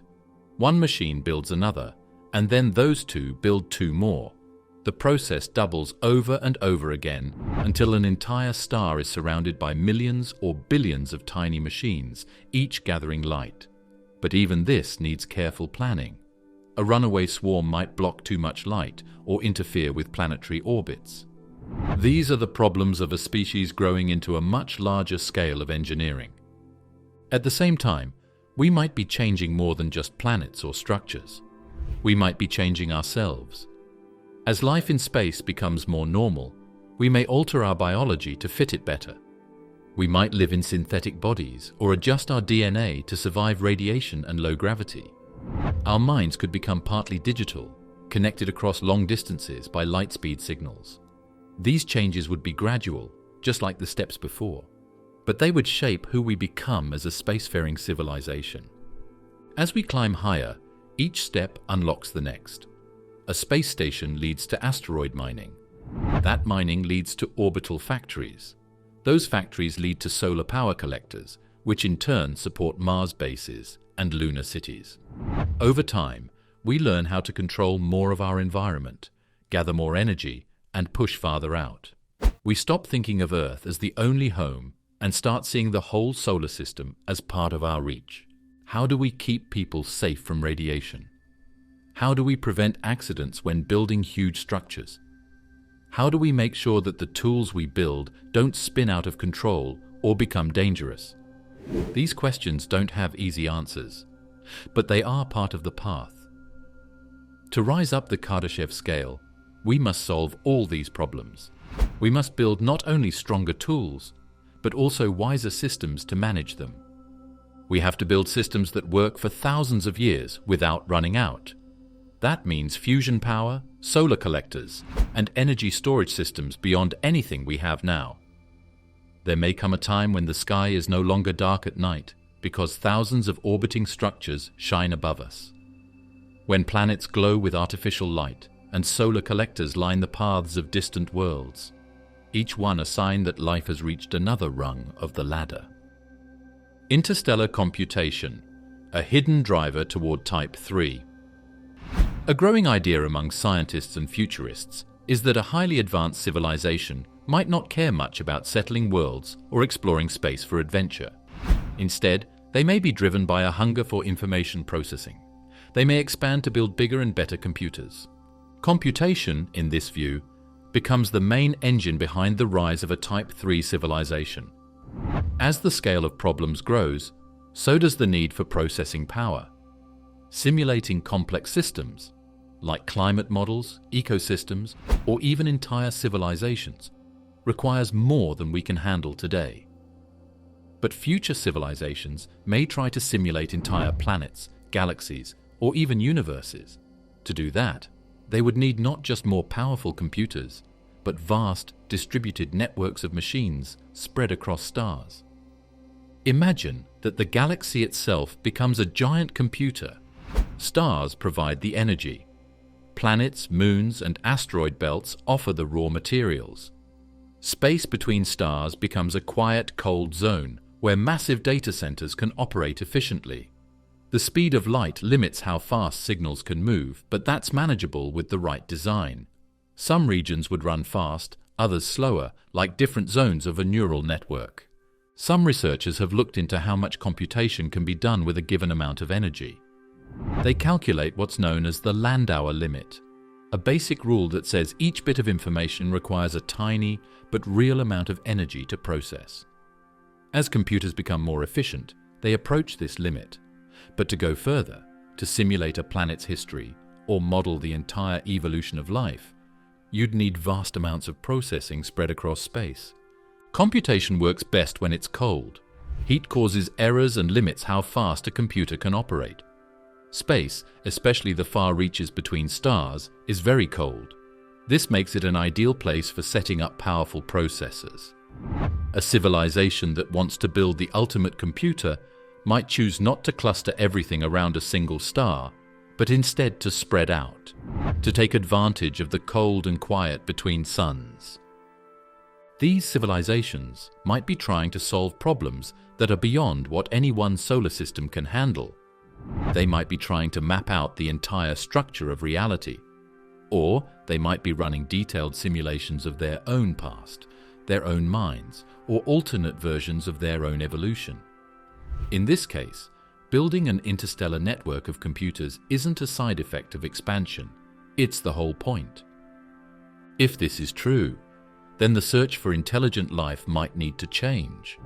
Instead of looking for giant ships or colonies, maybe we should be looking for strange patterns of heat, light, or radio noise, things that suggest quiet but massive computers running in deep space.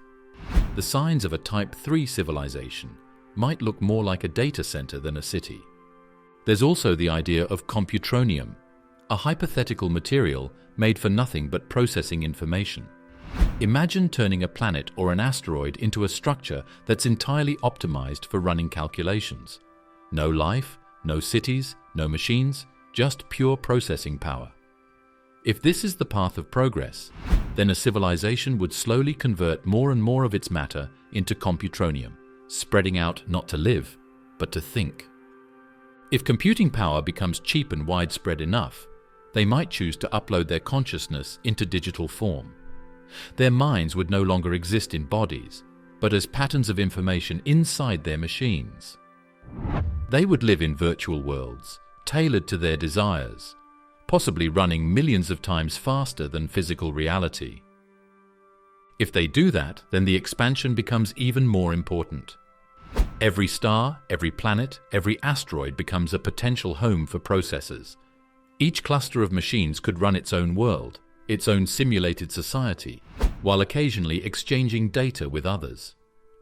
It becomes a web of minds, not a web of cities. This kind of expansion would look very different from what we imagine. There would be no need to terraform, no need to build habitats for biological life.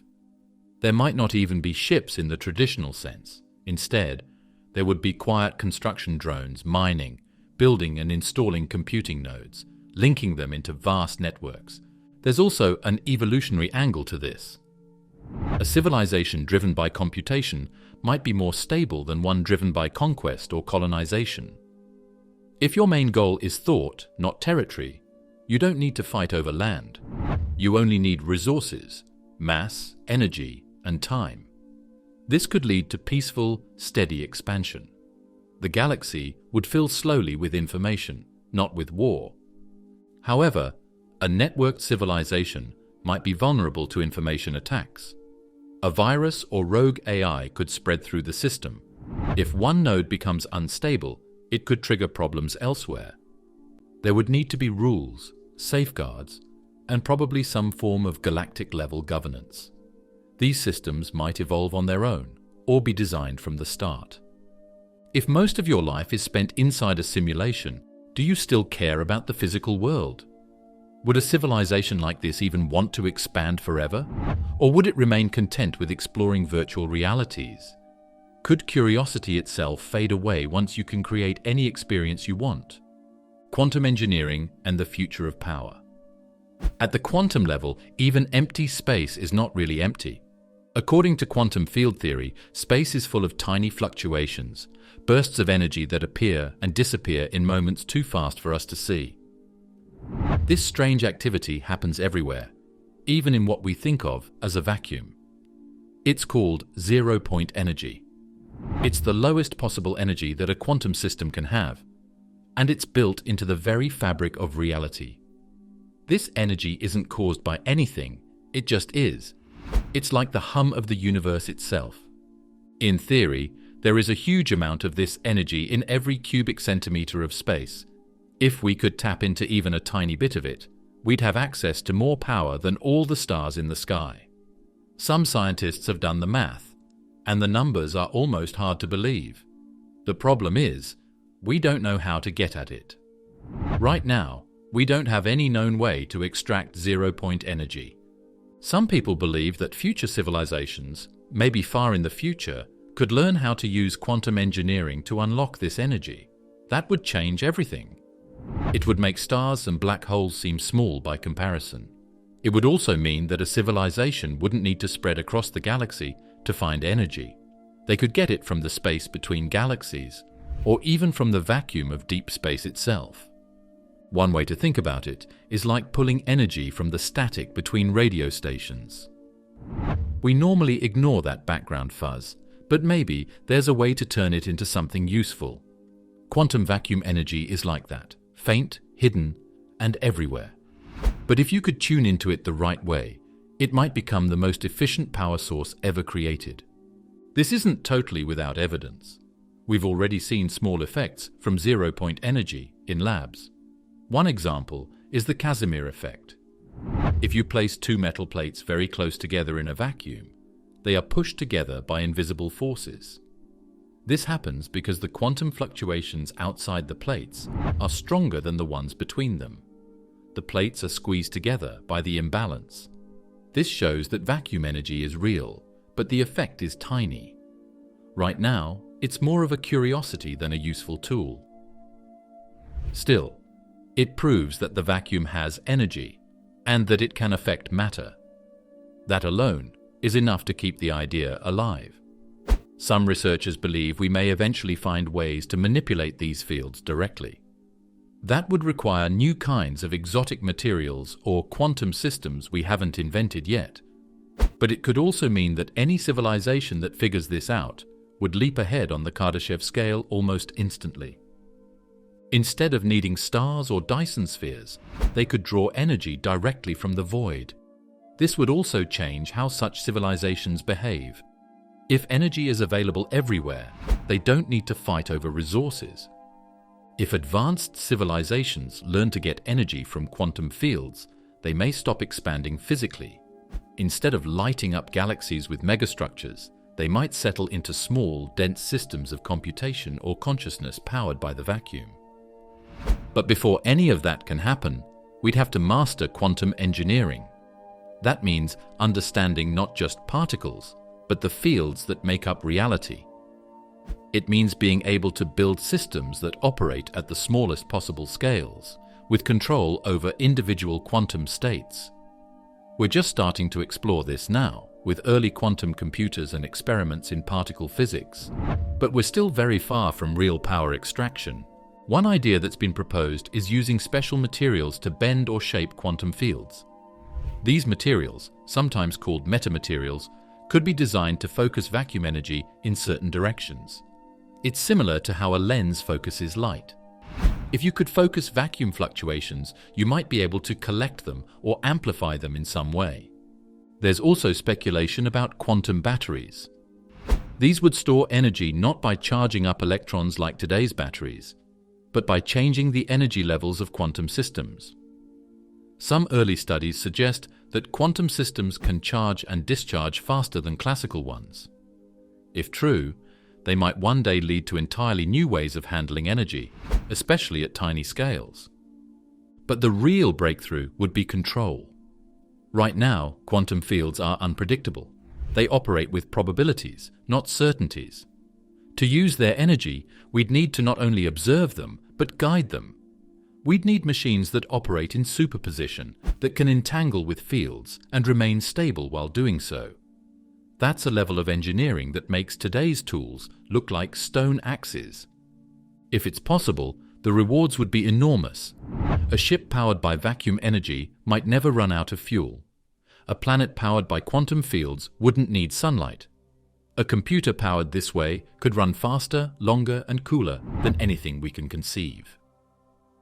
Some scientists warn that tapping into vacuum energy might come with risks. Because this energy is tied to the basic structure of space-time, messing with it could have strange effects. Theoretical physicists worry about destabilizing local energy levels or creating ripples in the vacuum that affect the laws of physics. It sounds extreme, but when you're talking about manipulating the ground state of the universe, you're dealing with forces we barely understand. Dark energy may be linked to vacuum energy. We don't know exactly what it is, but it suggests that the quantum vacuum is not empty. It has pressure, it changes space itself. If we could understand that better, we might find ways to tap into it, or at least understand how it behaves. All of this makes quantum engineering one of the most promising and mysterious pathways to future power. It sits at the edge of physics and represents a true leap. Instead of building bigger engines or taller towers, we'd be reaching inward, into the structure of reality itself. Uploading humanity. Would a digital species scale faster? Most of human history has been shaped by biology. We have always been limited by our physical forms, by the need to eat, breathe, sleep, and protect our fragile bodies. We are built to live on Earth under gravity, with oxygen in the air and food in the soil.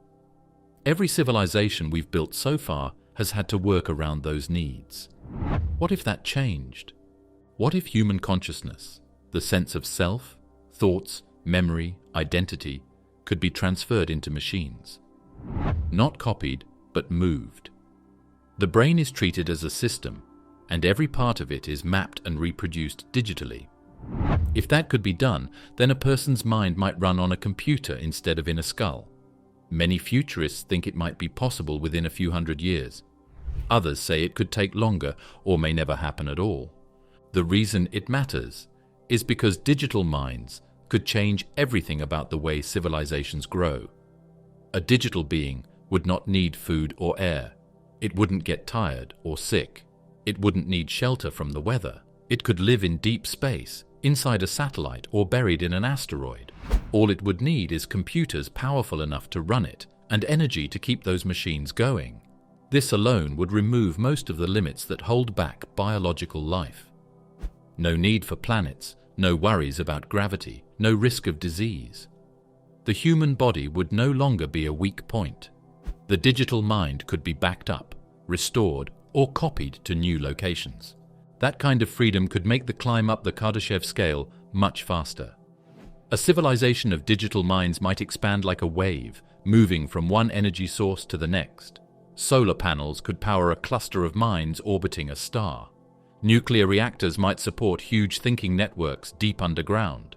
Dyson swarms could feed entire populations of digital consciousness drifting through space. These beings wouldn't care about climate or comfort. They could exist in darkness, cold, or vacuum. They would almost certainly think faster. A human brain processes signals at around 100 meters per second. That's fast, but not compared to electronics. A chip can move data close to the speed of light. If consciousness can be translated into digital terms, then it might be possible to speed it up. What takes a human hours to learn might take a digital mind just seconds. Entire scientific revolutions could happen in what feels like a blink of an eye. It's also possible to imagine multiple minds running in parallel. A single hardware system might run thousands or millions of versions of a consciousness. They could explore different ideas, take on different goals, or work together in perfect synchronization. Evolution itself could be redesigned. Instead of taking place over millions of years, changes could be tested instantly. A digital species might evolve through code, updating its abilities like software. Space travel would become drastically different. Digital minds could be copied to data drives, sent in tiny spacecraft, and activated when they arrive. Some versions of this idea imagine sending only instructions, beamed across space, to self-assemble a new mind on the other side using local resources. No biological payload, no long-term sleep, just light-speed data transmission and machine construction. There's also the idea of uploading not just individuals, but entire societies. If you could simulate cities, families, or civilizations inside a computer, then humanity might build larger and more complex digital worlds. These could be private, shared, or infinitely varied. They might run at different speeds. Some could feel like centuries pass in a few hours of real time. A civilization could live through millions of years of progress while only a few days pass in the outside universe. It could run simulations of physics experiments, explore mathematical spaces, or model new technologies, all without ever needing to physically move. If an alien species was watching Earth, they might see no signs of expansion. But inside our data centers, trillions of minds could be living out vast histories. Of course, there are major challenges. Uploading a brain is not just about copying thoughts. The brain is incredibly complex. Billions of neurons, each connected in a web of signals, chemicals, and electrical impulses. We still don't fully understand how consciousness works. Is it just the structure of the brain? Does it depend on the body? Can a digital version ever feel or dream the way we do? These questions are still open. Some researchers think that even if we copy the structure, we might only get a simulation, not a real mind. If you copy a person's brain, is the result still them, or just a copy? If your mind is backed up every day, which version is you? What happens if two versions run at the same time? These problems touch on the meaning of self, memory, and experience. They could reshape how we think about death, choice, and existence itself. Would digital minds have rights? Could they be deleted, edited, or turned off? What if someone was trapped in a simulation without knowing it? What if a mind wanted to slow down or die? Would companies or governments control the servers where people live? Could hackers change memories or personalities? Problems of data protection are hard to solve even now, and they become far more serious in a world where minds are software. But if these challenges can be solved, or even just managed, then the path forward becomes clearer. A digital species adapts, builds, and thinks faster. It could reprogram itself to match any environment. It could live in forms we haven't imagined, swarming across the stars as light, data, or magnetic fields. It might not even stay human in any sense we now understand, but it would carry forward the seeds of humanity. If this transition happened gradually, the line between biology and machine might blur. Today's humans already use machines to enhance their lives. Phones, prosthetics, implants. In the future, we might add more and more digital layers to our minds until the final step, uploading, feels natural. It might not be a sudden leap, but a slow shift. Bit by bit, the human species could drift into a new form. The Barrow Scale, advancing by shrinking, not expanding. As we've speculated about the future of civilization, we've imagined bigger things, massive space stations, giant energy collectors, entire galaxies under control. The bigger the scale, the more powerful the civilization. But not everyone agrees that bigger is always better. There's another way to think about advancement, and it turns the Kardashev scale upside down. In 2001, British physicist John D. Barrow suggested a very different kind of scale. Instead of focusing on how much energy we use, his idea focused on how small we can go, how precisely we can control the building blocks of matter. This Barrow scale asks not how wide a civilization can stretch across the universe, but how deeply it can dive into the fabric of reality itself. The Barrow scale is about compression, learning to manipulate things at smaller and smaller levels. The lower down you go, the more detailed your control becomes. It starts with basic tools, like manipulating objects at the scale of millimeters or microns, but it quickly moves toward much smaller realms. The first step might be something like precision surgery using robots, machines that can handle tools at the level of microns, thousandths of a millimeter. We already see some examples of such things today. Then come nanotechnologies, the ability to build and control individual molecules, or even atoms.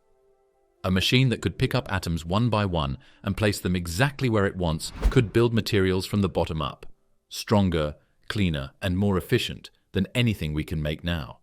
The idea continues with femtoscale engineering, which would mean control at the level of femtometers, 1/1,000,000th of a nanometer. That's around the size of protons and neutrons inside atomic nuclei. If a civilization could do that, it could engineer matter at the level of the atomic core, changing the behavior of atoms from the inside. You wouldn't just mix elements, you could design them. Go further, and you reach attoscale control. That's the realm of quarks, the particles that make up protons and neutrons, and gluons, the force that binds them together. Being able to manipulate quarks directly would give you the ability to reconfigure matter, rearrange the core structure of particles, and maybe even design forms of matter that don't exist in nature. Then there's the zeptoscale, so small it brushes against the limits of what we know about the universe. This is the domain of high-energy physics, where space-time itself might start to show a grainy structure. Here, we're not just talking about particles. We're talking about fields, vacuums, and the fabric of reality. Control at this level could mean shaping the very rules that govern physics. At the bottom lies the Planck scale. This is the smallest unit of measurement that makes sense in modern physics. It's the scale where gravity and quantum mechanics start to mix in strange ways. Some scientists believe that space and time break down into discrete chunks at this level, like pixels in a digital image. If that's true, then a civilization that could work at this level might not just manipulate matter, it could manipulate reality. Such a civilization wouldn't need to build giant machines to harvest stars. Instead, it could build tiny computers running entire worlds inside them. Instead of expanding across galaxies, it could fold galaxies inward. Power could come from vacuum energy, particles carefully split and reformed, or black holes turned into reactors smaller than grains of sand. In a strange way, the Barrow scale points to the same kind of future as uploading humanity. It's about becoming smaller, faster, and more efficient, reducing the physical footprint while expanding complexity. A full Barrow scale civilization might live entirely in a small, dense object the size of a building, or a dust mote. Inside, time could flow differently. Entire civilizations could exist in simulations running at incredible speeds. This version of progress is harder to see. A civilization following the Barrow path might not leave many signs at all. They might never show up on our telescopes. We're listening for radio waves, scanning for Dyson spheres, and waiting for great starships. But the real activity might be happening inside particles, behind the scenes of physics. Entire societies might exist in engineered quantum systems the size of atoms, doing work beyond anything we can imagine. The Barrow scale asks us to think about what progress really means. Is it about using more energy, or using less, more cleverly? Is it about becoming large and visible, or efficient and quiet? Could the deepest kind of intelligence be found not in expanding the universe, but in folding it into itself? There's also something unsettling about the idea. As we shrink down into these levels of control, the systems we build become harder to understand. Quantum behavior doesn't always follow rules we're used to. Particles exist in multiple states at once. Actions in one place can affect distant points instantly. When a civilization begins to manipulate these strange effects, the results might be unpredictable. Systems could become chaotic. The more we learn to control, the more we can break. A machine that works with quarks or space-time might accidentally cause massive changes to the world around it. Mistakes could ripple outward, altering the balance of forces or destroying stability at the deepest level. A civilization working at the Planck scale might have the power to rewrite physics, or to end itself with a single error. Our tools today already move in this direction. Microscopes let us see cells. Electron beams let us image atoms. Quantum computers are just beginning to use subatomic particles to store and process information. Every step downward opens new possibilities. And while the Kardashev scale shows us the ladder to the stars, the Barrow scale shows us the stairs into the basement of the universe. A truly advanced civilization might not choose one path over the other. It might do both. In that sense, the two scales could be part of the same journey. One measures power, the other, precision. Together, they could describe a full picture of what intelligent life might become, not just masters of stars, but sculptors of the very laws that give rise to stars in the first place. Black hole computing, intelligence hidden in gravity. Wells. Black holes pull in everything nearby. Matter, light, even time seems to behave strangely near them. They've become symbols of destruction, places where things go in and never come back out. But to an advanced civilization, black holes might be tools. In fact, they might be the most powerful computers in the universe. Black holes have extreme gravity bending space and time around them. This bending creates conditions that don't exist anywhere else. Temperatures drop sharply just outside the event horizon. Time slows down. Energy gets compressed. These are strange effects, but they're not random. They follow very specific laws. And some scientists think those laws could be used to do something amazing. Think. Computation is about change. It's about taking information, running it through a process, and getting a result. This can happen on a smartphone or inside a galaxy. It's just a matter of how energy and matter are organized. The more energy you can use in a small space, the more computations you can run. That's where black holes come in. They offer the most compact space possible for energy to gather. In fact, some studies suggest that a black hole might represent the ultimate limit for how much information can be stored. This is connected to something called the Bekenstein bound. It's a theory that says there's a maximum amount of information you can pack into a given volume of space. The denser the object, the more information it can hold. A black hole, being the densest thing in the universe, sits at that edge. It holds more information per cubic meter than anything else known. That means it could be the ultimate hard drive, but also the ultimate processor. So what if a civilization figured this out?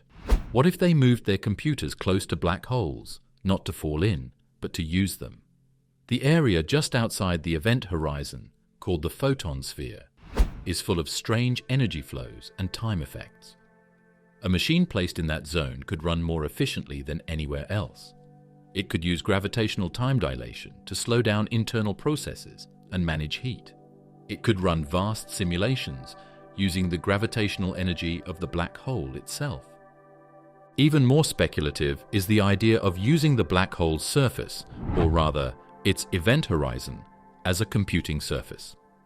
This is based on the holographic principle, which suggests that all the information inside a black hole might be stored on its outer boundary. If that's true, then the black hole is already doing calculations just by existing.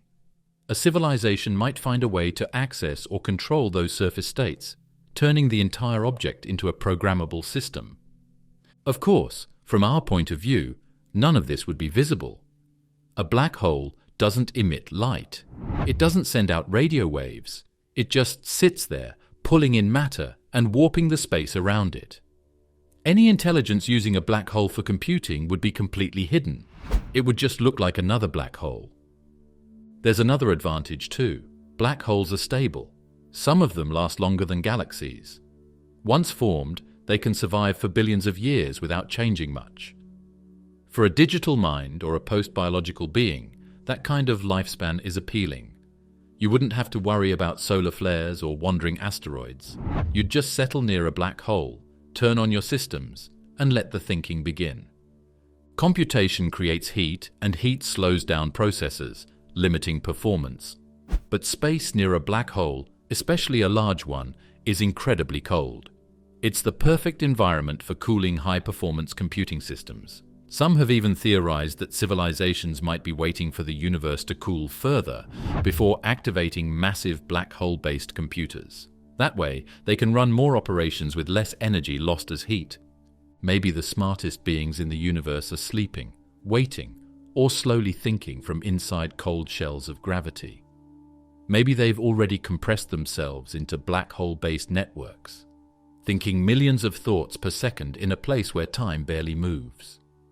We don't know how to build black hole computers. We don't know how to store data on an event horizon or pull energy from gravitational waves with perfect efficiency. But the math hints that it might be possible. It follows the same logic that led from mechanical calculators to quantum computers. Push the boundaries, shrink the scale, and find new ways to organize information. Black holes are also natural endpoints for large stars. Over time, as civilizations grow and technology advances, the stars they orbit might die. Instead of moving to a new star, these civilizations might choose to stay, using the collapsed core of their old sun as a new home.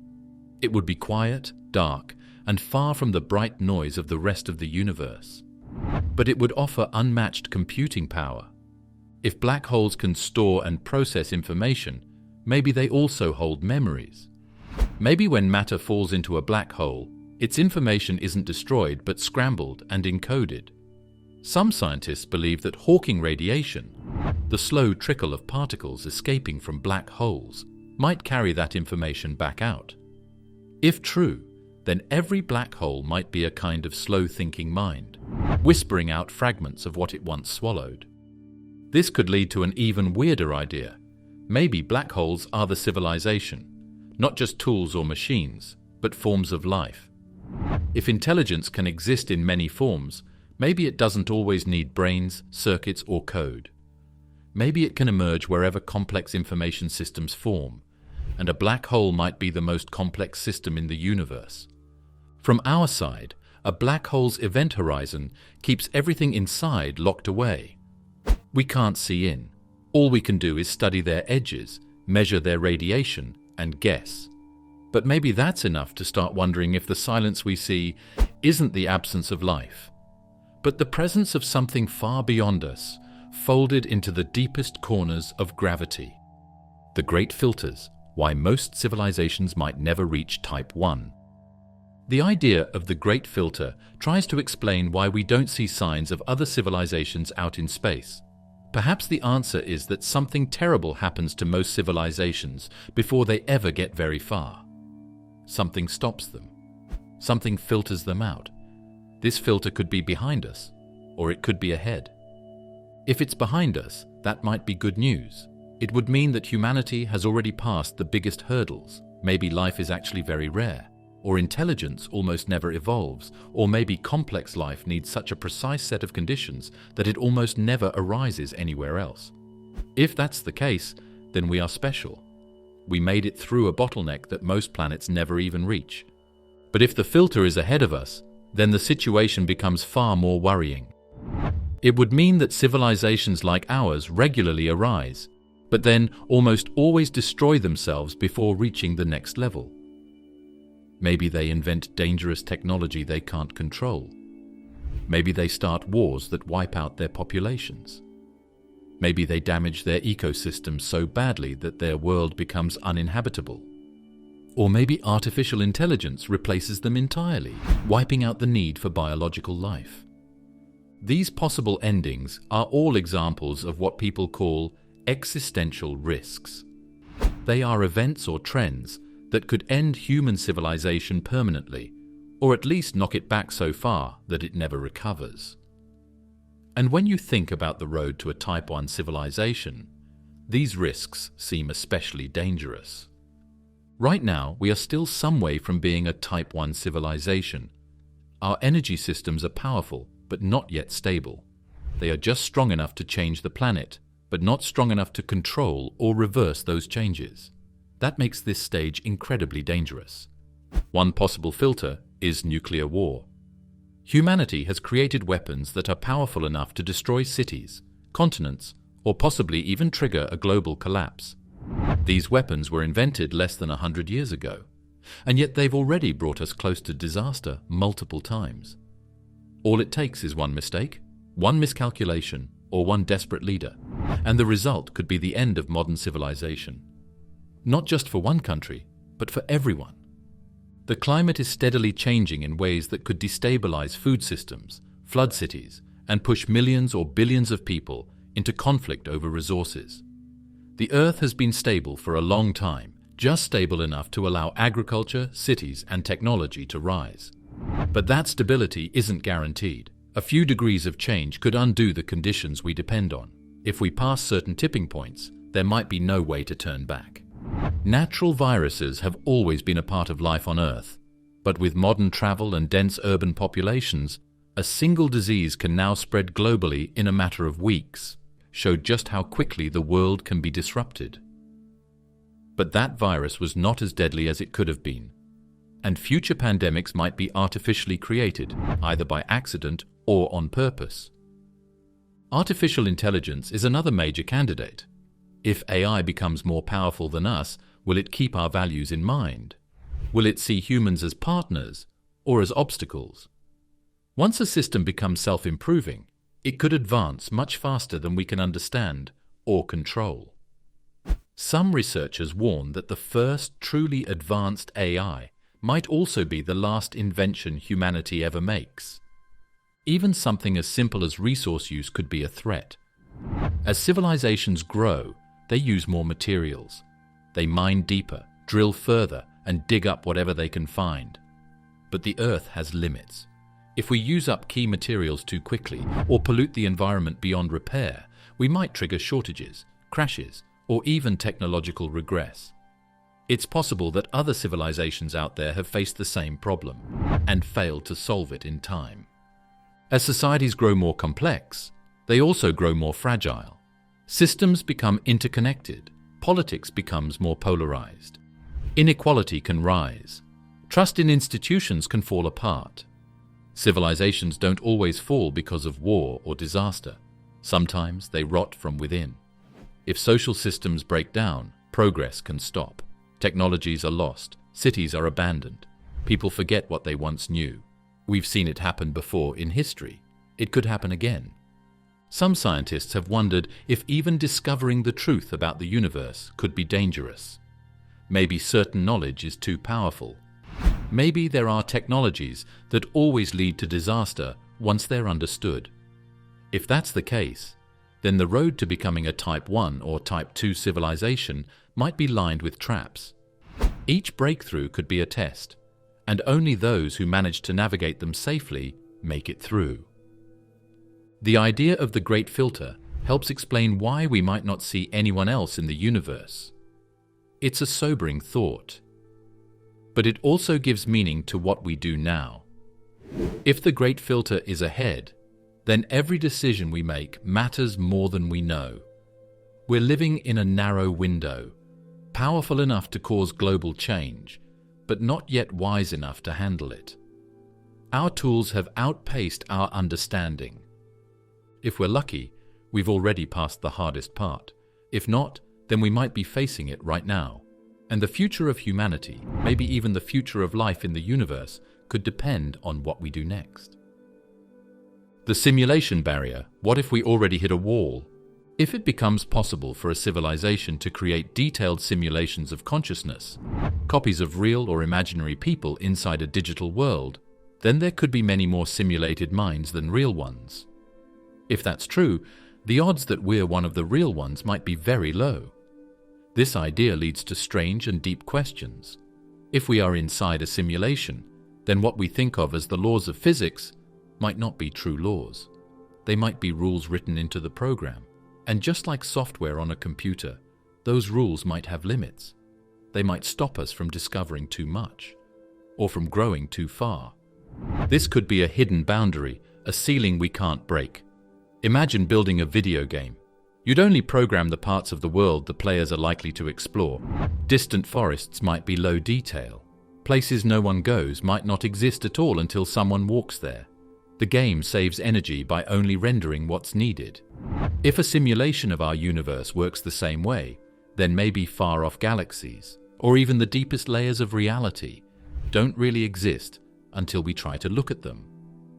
And even then, maybe we're only shown what the simulation wants us to see.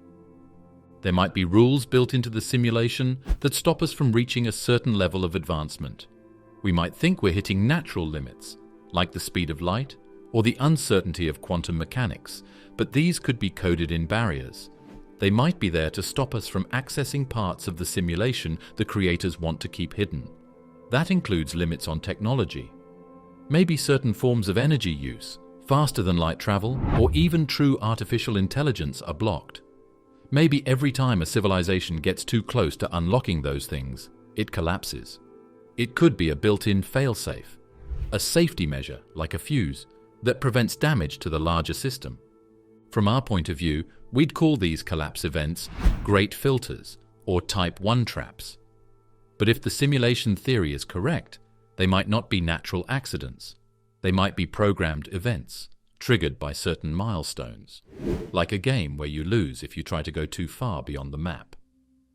If there is a civilization running the simulation, they might be observing us.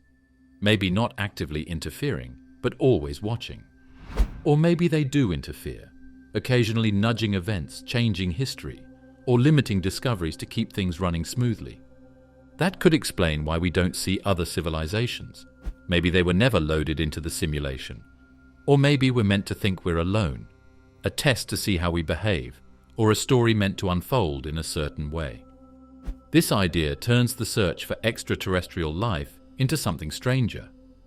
If no one else is real, then we're not just one civilization in a big universe. We might be the main characters in a controlled world. Our growth, our struggles, even our technology might all be part of a script, or at least a designed environment. Some people argue that the simulation idea is too wild to take seriously, but it's based on logical steps. If a civilization becomes advanced enough to run millions of simulations, and those simulations contain minds like ours, then statistically, we're more likely to be one of the simulations than one of the rare creators. It's uncomfortable, but it can't be ruled out. If this is true, then it could mean our future is limited. No matter how much energy we try to harness, no matter how far we try to expand, there may be a boundary we can't cross. It might not be a visible wall like in a game. It might take the form of mysterious failures, theories that always lead to dead ends, systems that crash when they're too powerful. In this view, the universe becomes like a sandbox, a place where we can play, learn, build, but not leave. The stars are real only in the sense that they're rendered when we look at them. The deeper truths might be locked away behind a level we're not allowed to reach. Even time might not be what it seems. The simulation might speed up or slow down based on activity. It might rewind or repeat. What we think of as history could be a test scenario. Our memories might be modified, our discoveries reset, and our perception of progress might be an illusion. We think we're advancing, building better tools, learning more about the universe, moving toward a brighter future. But if the simulation is managing our development, then we might be like characters in a novel. Our actions feel real to us, but the ending may already be written. Or worse, we may never be allowed to reach an ending at all. Are we a science experiment? Are we part of a museum, a simulation of ancient life for future historians? Or is this entertainment, a drama being watched by others for fun or for study? There's no way to know. But if there is a purpose, it might involve observing how we handle knowledge, power, and responsibility. Maybe the simulation is waiting to see if we destroy ourselves, or find a way to live with what we have.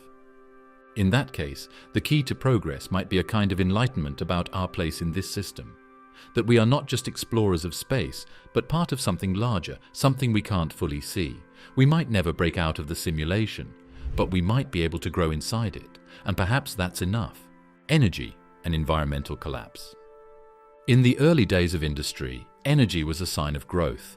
Fossil fuels seemed limitless, and progress felt unstoppable. The more we burned, the more we built. The world got faster, louder, and brighter. But what we didn't realize was that every barrel of oil, every ton of coal, came with an invisible cost. At first, the change was slow. A few degrees here, a few inches of sea rise there. But over time, those small changes grew into something larger. This happened because we used more energy than the Earth could safely absorb. It's not that energy use is bad, it's that the kind of energy we chose and how we used it ignored the limits of the planet. Energy is tied to ethics. That might sound strange, but every decision we make about energy, how we get it, who gets to use it, and how much of it we burn, has consequences. Some communities live next to power plants or oil refineries and breathe in toxic air. Others lose their water sources to mining or drilling. Entire ecosystems get pushed aside for pipelines and dams. Even renewable energy like wind and solar needs land, minerals, and infrastructure. The more energy we demand, the more pressure we put on people and the planet. And when that pressure builds too high, things start to break. In a future where civilization rises toward Type 1 status, the danger becomes even greater. A Type 1 civilization uses all the energy available on a planet. If we tried to capture all of it without thinking, we could block out sunlight, change weather patterns, or cause ecological collapse. Even harvesting a fraction of that energy, if done carelessly, could destroy the very systems we rely on to survive. In many parts of the world, forests are cleared to make room for energy production, either for mining, for biofuels, or for development that supports growing power needs. But forests are more than just trees. They hold vast amounts of carbon. They regulate rainfall. They provide homes for millions of species. Once they're gone, they're hard to replace. And yet, in the name of energy and growth, they keep being cut down. In some cases, energy projects are pushed forward without the consent of the people who live nearby. Rivers are dammed, villages are flooded, or lands are poisoned, often without warning, and sometimes without compensation. The energy goes to cities, factories, or distant consumers. But the damage stays local. Can progress be called progress if it sacrifices others to move forward? Can a species claim to be advanced if it tramples the weak to feed the strong? There's also the risk that energy becomes addictive. The more we have, the more we expect. Cities that once ran on a few watts now blaze with lights day and night. Cooling, heating, travel, entertainment, data, all of it demands more power. And as needs grow, it gets harder to say no. Even when we know the impact, we keep building more. It's easy to believe that energy is always good, that more power means more freedom, more growth, more opportunity. But without limits, it becomes a trap. History is filled with conflicts over control of power sources. As resources become scarce, tensions rise. Countries compete for access and people suffer. In a world that runs on energy, control of energy becomes control of everything else. If future civilizations reach Type 1 levels without solving this, the scale of those conflicts could grow beyond anything we've seen. No energy is truly free. The key is not just choosing better sources, but using less in the first place. Efficiency matters. Instead of building bigger power grids, we can build smarter ones. Instead of lighting entire cities at full brightness all night, we can use sensors and automation. Instead of shipping energy across continents, we can localize it. Even small changes, better insulation, smarter machines, well-designed cities, can reduce energy needs without lowering quality of life. This kind of approach shifts the focus from endless growth to balance. Rather than asking, how much can we use, we ought to ask, how much is enough? This question goes against the grain of modern development, but it might be the most important question of all. At some point, using more energy stops improving life and starts damaging it. At some point, the price of progress becomes too high. If we imagine a future where civilizations rise to incredible heights, we have to imagine how they got there without destroying everything first. A Type 1 civilization that scorches its forests, poisons its oceans, and darkens its skies isn't a success. The real test of advancement may not be how much energy we can use, but how much we can resist using. The ability to hold back, to live within limits, to use power wisely. That might be what separates collapse from continuity. Should we constrain our growth? Imagine a civilization capable of colonizing planets across the galaxy. It has the tools, the knowledge, and the drive to reach other worlds. What happens when it lands on a planet that seems empty but may hold life too small to see? What if it melts an ice moon to build a power plant and wipes out ecosystems that have been frozen for millions of years? What if its expansion changes the orbit of a planet, shifts a gravity balance, or floods a moon with radiation? Even the quietest action in a system as delicate as space could ripple out in ways we can't predict. We've never met another intelligent species. We think of the universe as empty, so we assume our actions have no consequences for others. But what if that's not true? Growth today affects life tomorrow. A planet stripped for resources may never recover. A star used for power may burn out early. A system altered by machines may never be the same. Future beings, whether they're humans, descendants, or entirely new forms of life, may lose access to places, tools, or knowledge because of choices made now. Ethical civilizations might ask, what kind of ancestors do we want to be? Should we leave the universe cleaner or more damaged than we found it? Should we preserve places for others to explore or take them for ourselves? Even the idea of ownership gets tricky. Can a civilization own a moon, a star, a black hole? In a galactic future, the line between what belongs to one group and what belongs to all may blur. Ethical behavior would mean thinking not just about rights, but responsibilities. On Earth, we've seen what happens when growth goes unchecked. A civilization that grows across the galaxy without thinking could make the same mistakes, just on a bigger scale. It could sterilize planets, block out stars, and flood systems with waste. It could create abandoned machines, ruined habitats, and even cause chain reactions in planetary orbits. The damage would shape the future path of the universe. Instead of conquering space, ethical civilizations might care for it. Protect vulnerable worlds, fix broken systems, spread life, not machines. Their power doesn't come from how far they've spread, but from how deeply they understand their place in the cosmos. Is success measured in the number of stars you control, or in the balance you maintain? Is a Type 3 civilization necessarily better than one that uses only a tiny amount but leaves the galaxy untouched? The Kardashev Scale rewards energy use, but maybe using less is a sign of wisdom. Restraint can be hard. It goes against instinct. On Earth, growth has always been seen as survival, but in space, there may come a point where growth threatens not just others, but ourselves. Civilizations that grow too fast may burn out. They may stretch their systems too thin. They may trigger events they can't control. Black hole collisions, star flares, or gravitational shifts caused by massive engineering projects could all go wrong. A single mistake at the galactic scale could be irreversible. By growing slowly, with care, and with foresight, a civilization increases its chance of lasting, not just for centuries, but for millions or billions of years. The universe as it is holds wonder. Nebulae, comets, planets with rings, stars that pulse and flicker, galaxies that swirl like giant spirals. If we change too much of it, we may lose the very mystery that inspired us to explore in the first place. Not everything needs to be understood, used, or controlled.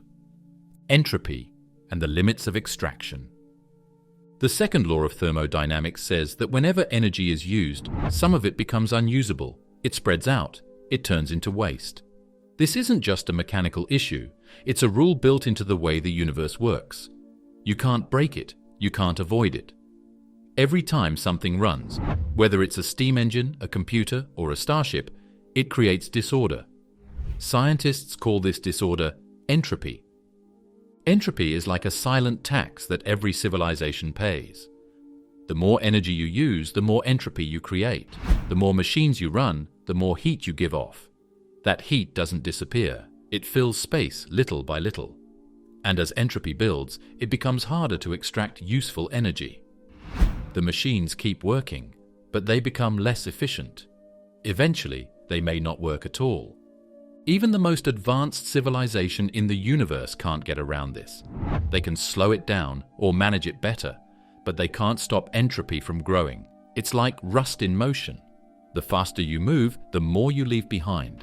Let's say a civilization builds a Dyson sphere. This seems like a perfect system. Total energy, maximum efficiency. But even this setup runs into the same problem. The energy they use will always create heat. That heat has to go somewhere. It can't be stored forever, so they'll radiate it into space. Over time, the space around them becomes warmer, less useful for computation, and harder to manage. Some civilizations might move their operations farther out, to colder regions of space, just to keep the heat from becoming a problem. Others might build systems that run slower, using time as a way to delay entropy's rise. But none of this fixes the root problem. The more you extract energy from the universe, the closer you get to the limit of what's possible. As entropy grows, it affects not just technology, but the very fabric of the universe.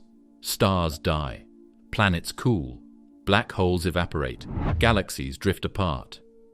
In the far future, If nothing changes, the universe will reach what physicists call heat death, a time when everything is spread out, nothing changes, and there's no more energy left to use. Not because it's all gone, but because it's all too disordered to be useful. A civilization thinking far ahead would have to plan for this. Maybe they would slow themselves down to stretch their timeline. Maybe they would build massive computers that run only once every 1,000 years, saving energy for the future. Maybe they would try to reverse entropy somehow, though that would go against everything we know about physics. Some even suggest that intelligence itself might evolve in response to entropy. Instead of using more energy, a truly advanced mind might try to use less. Instead of expanding, it might contract. It might live in colder and colder places, just to keep running a little longer. There's a strange irony here. The more powerful a civilization becomes, the more careful it has to be. The more energy it uses, the more it risks speeding up its own end. Progress becomes a race against physics. Even time becomes part of this struggle. Energy use and time are connected. The faster you process information, the more energy you need. But using that energy brings entropy closer. So maybe an advanced civilization slows time down. There are also questions about information. In physics, erasing information creates heat. Storing and deleting data both have an energy cost. This becomes a serious issue when a civilization is managing massive data systems, artificial minds, or simulations. Just keeping memory clean produces entropy. Some physicists and computer scientists have proposed that future civilizations might store most of their information passively. They might freeze it in physical states, like crystal patterns or quantum systems, rather than keeping it in active computers. They might even design languages or structures that last millions of years without needing to be refreshed, just to avoid the entropy cost. Others have imagined that civilizations might upload themselves into physical objects that don't require constant energy. Maybe a civilization could encode its entire population into the spin of atoms or the vibration of space-time itself, and then shut down. Not dead, just asleep, waiting for better conditions. Of course, all of this is built on what we know now. There may be ways to manage entropy that we don't understand yet. Some ideas in quantum physics, like entanglement or vacuum energy, hint at deeper systems, but none of them offer a clear way around the second law. The best we can do is work with it. There's something humbling about that. No matter how far we go, no matter how smart we become, we are still ruled by heat and time.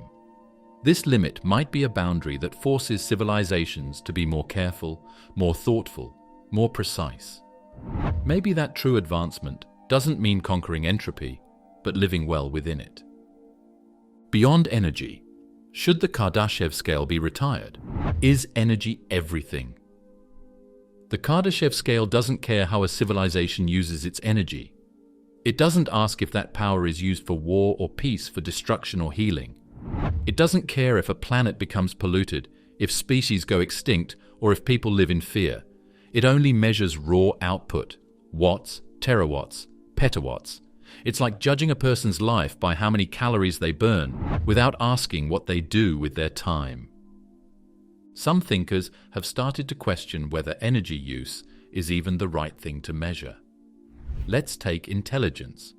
It's a strange word, often hard to define. But most people agree that part of being intelligent is solving problems, adapting, and understanding the world. A species that spreads through the galaxy using brute force and endless power might not be smarter than one that finds a balance, avoids collapse, and lives in harmony. But the Kardashev scale wouldn't reward the second group at all. What about beauty? A civilization that creates art, music, and meaning for billions of years might have a deeper form of advancement than one that builds machines the size of stars. A galaxy covered in solar panels might not be as impressive as one where life is full of joy and wonder. But beauty isn't measured in joules. It doesn't show up on energy graphs. And then there's peace. Our own history shows that energy can bring danger. The more power we have, the more we can destroy. So maybe the highest form of civilization isn't one that collects the most energy, but one that avoids destroying itself. Maybe peace is harder than power. This question affects how we look for other civilizations.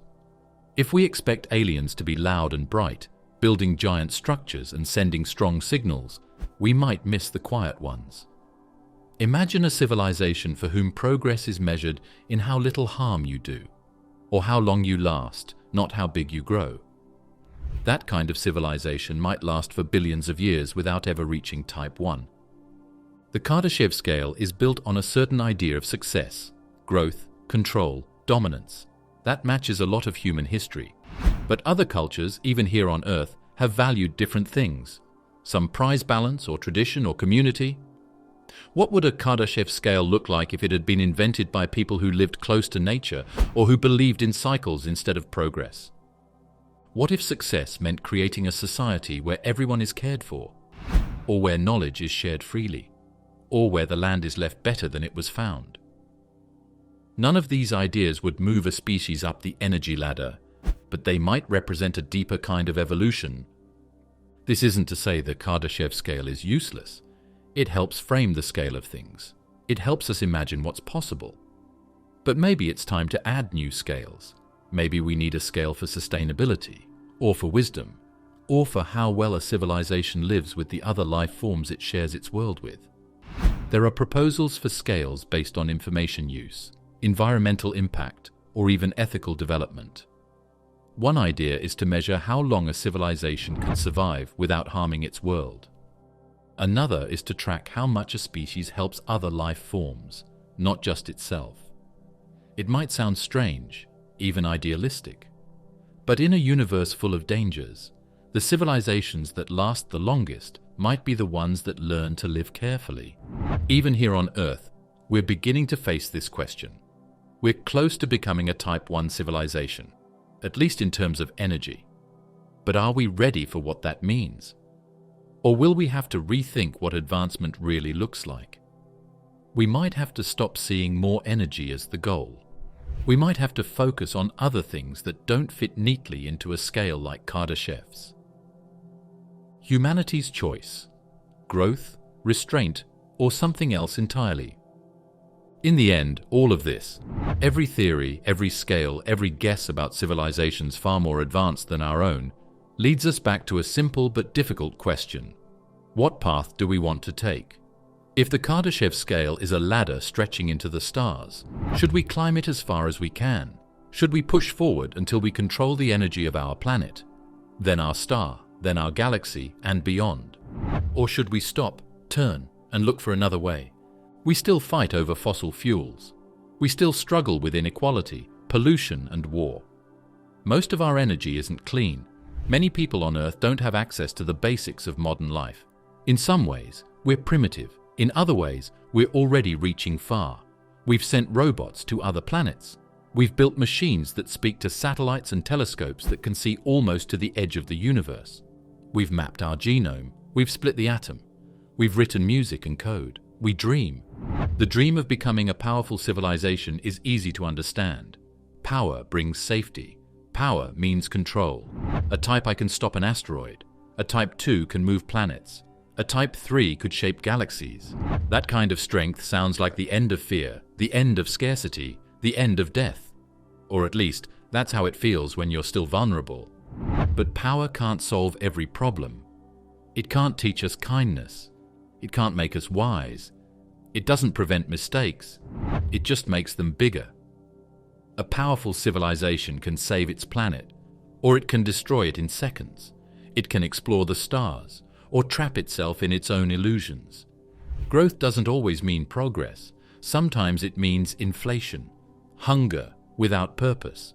Do we want to build giant machines because they help us?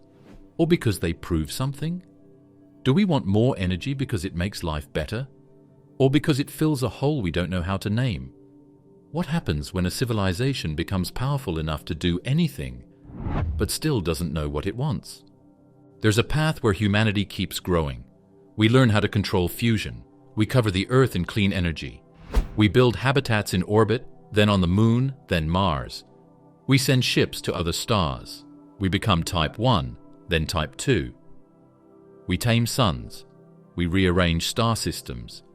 We become something like the gods in old stories. Bright, vast, commanding. From a distance, we look like success. But there's another path where we turn inward. We solve our problems here first. We make sure everyone has food, water, shelter, education. We protect ecosystems. We build better relationships with each other and with the planet. Maybe we focus not on scale, but on depth. And maybe there's a third path we haven't even imagined yet. A path that's not about growth or restraint, but transformation.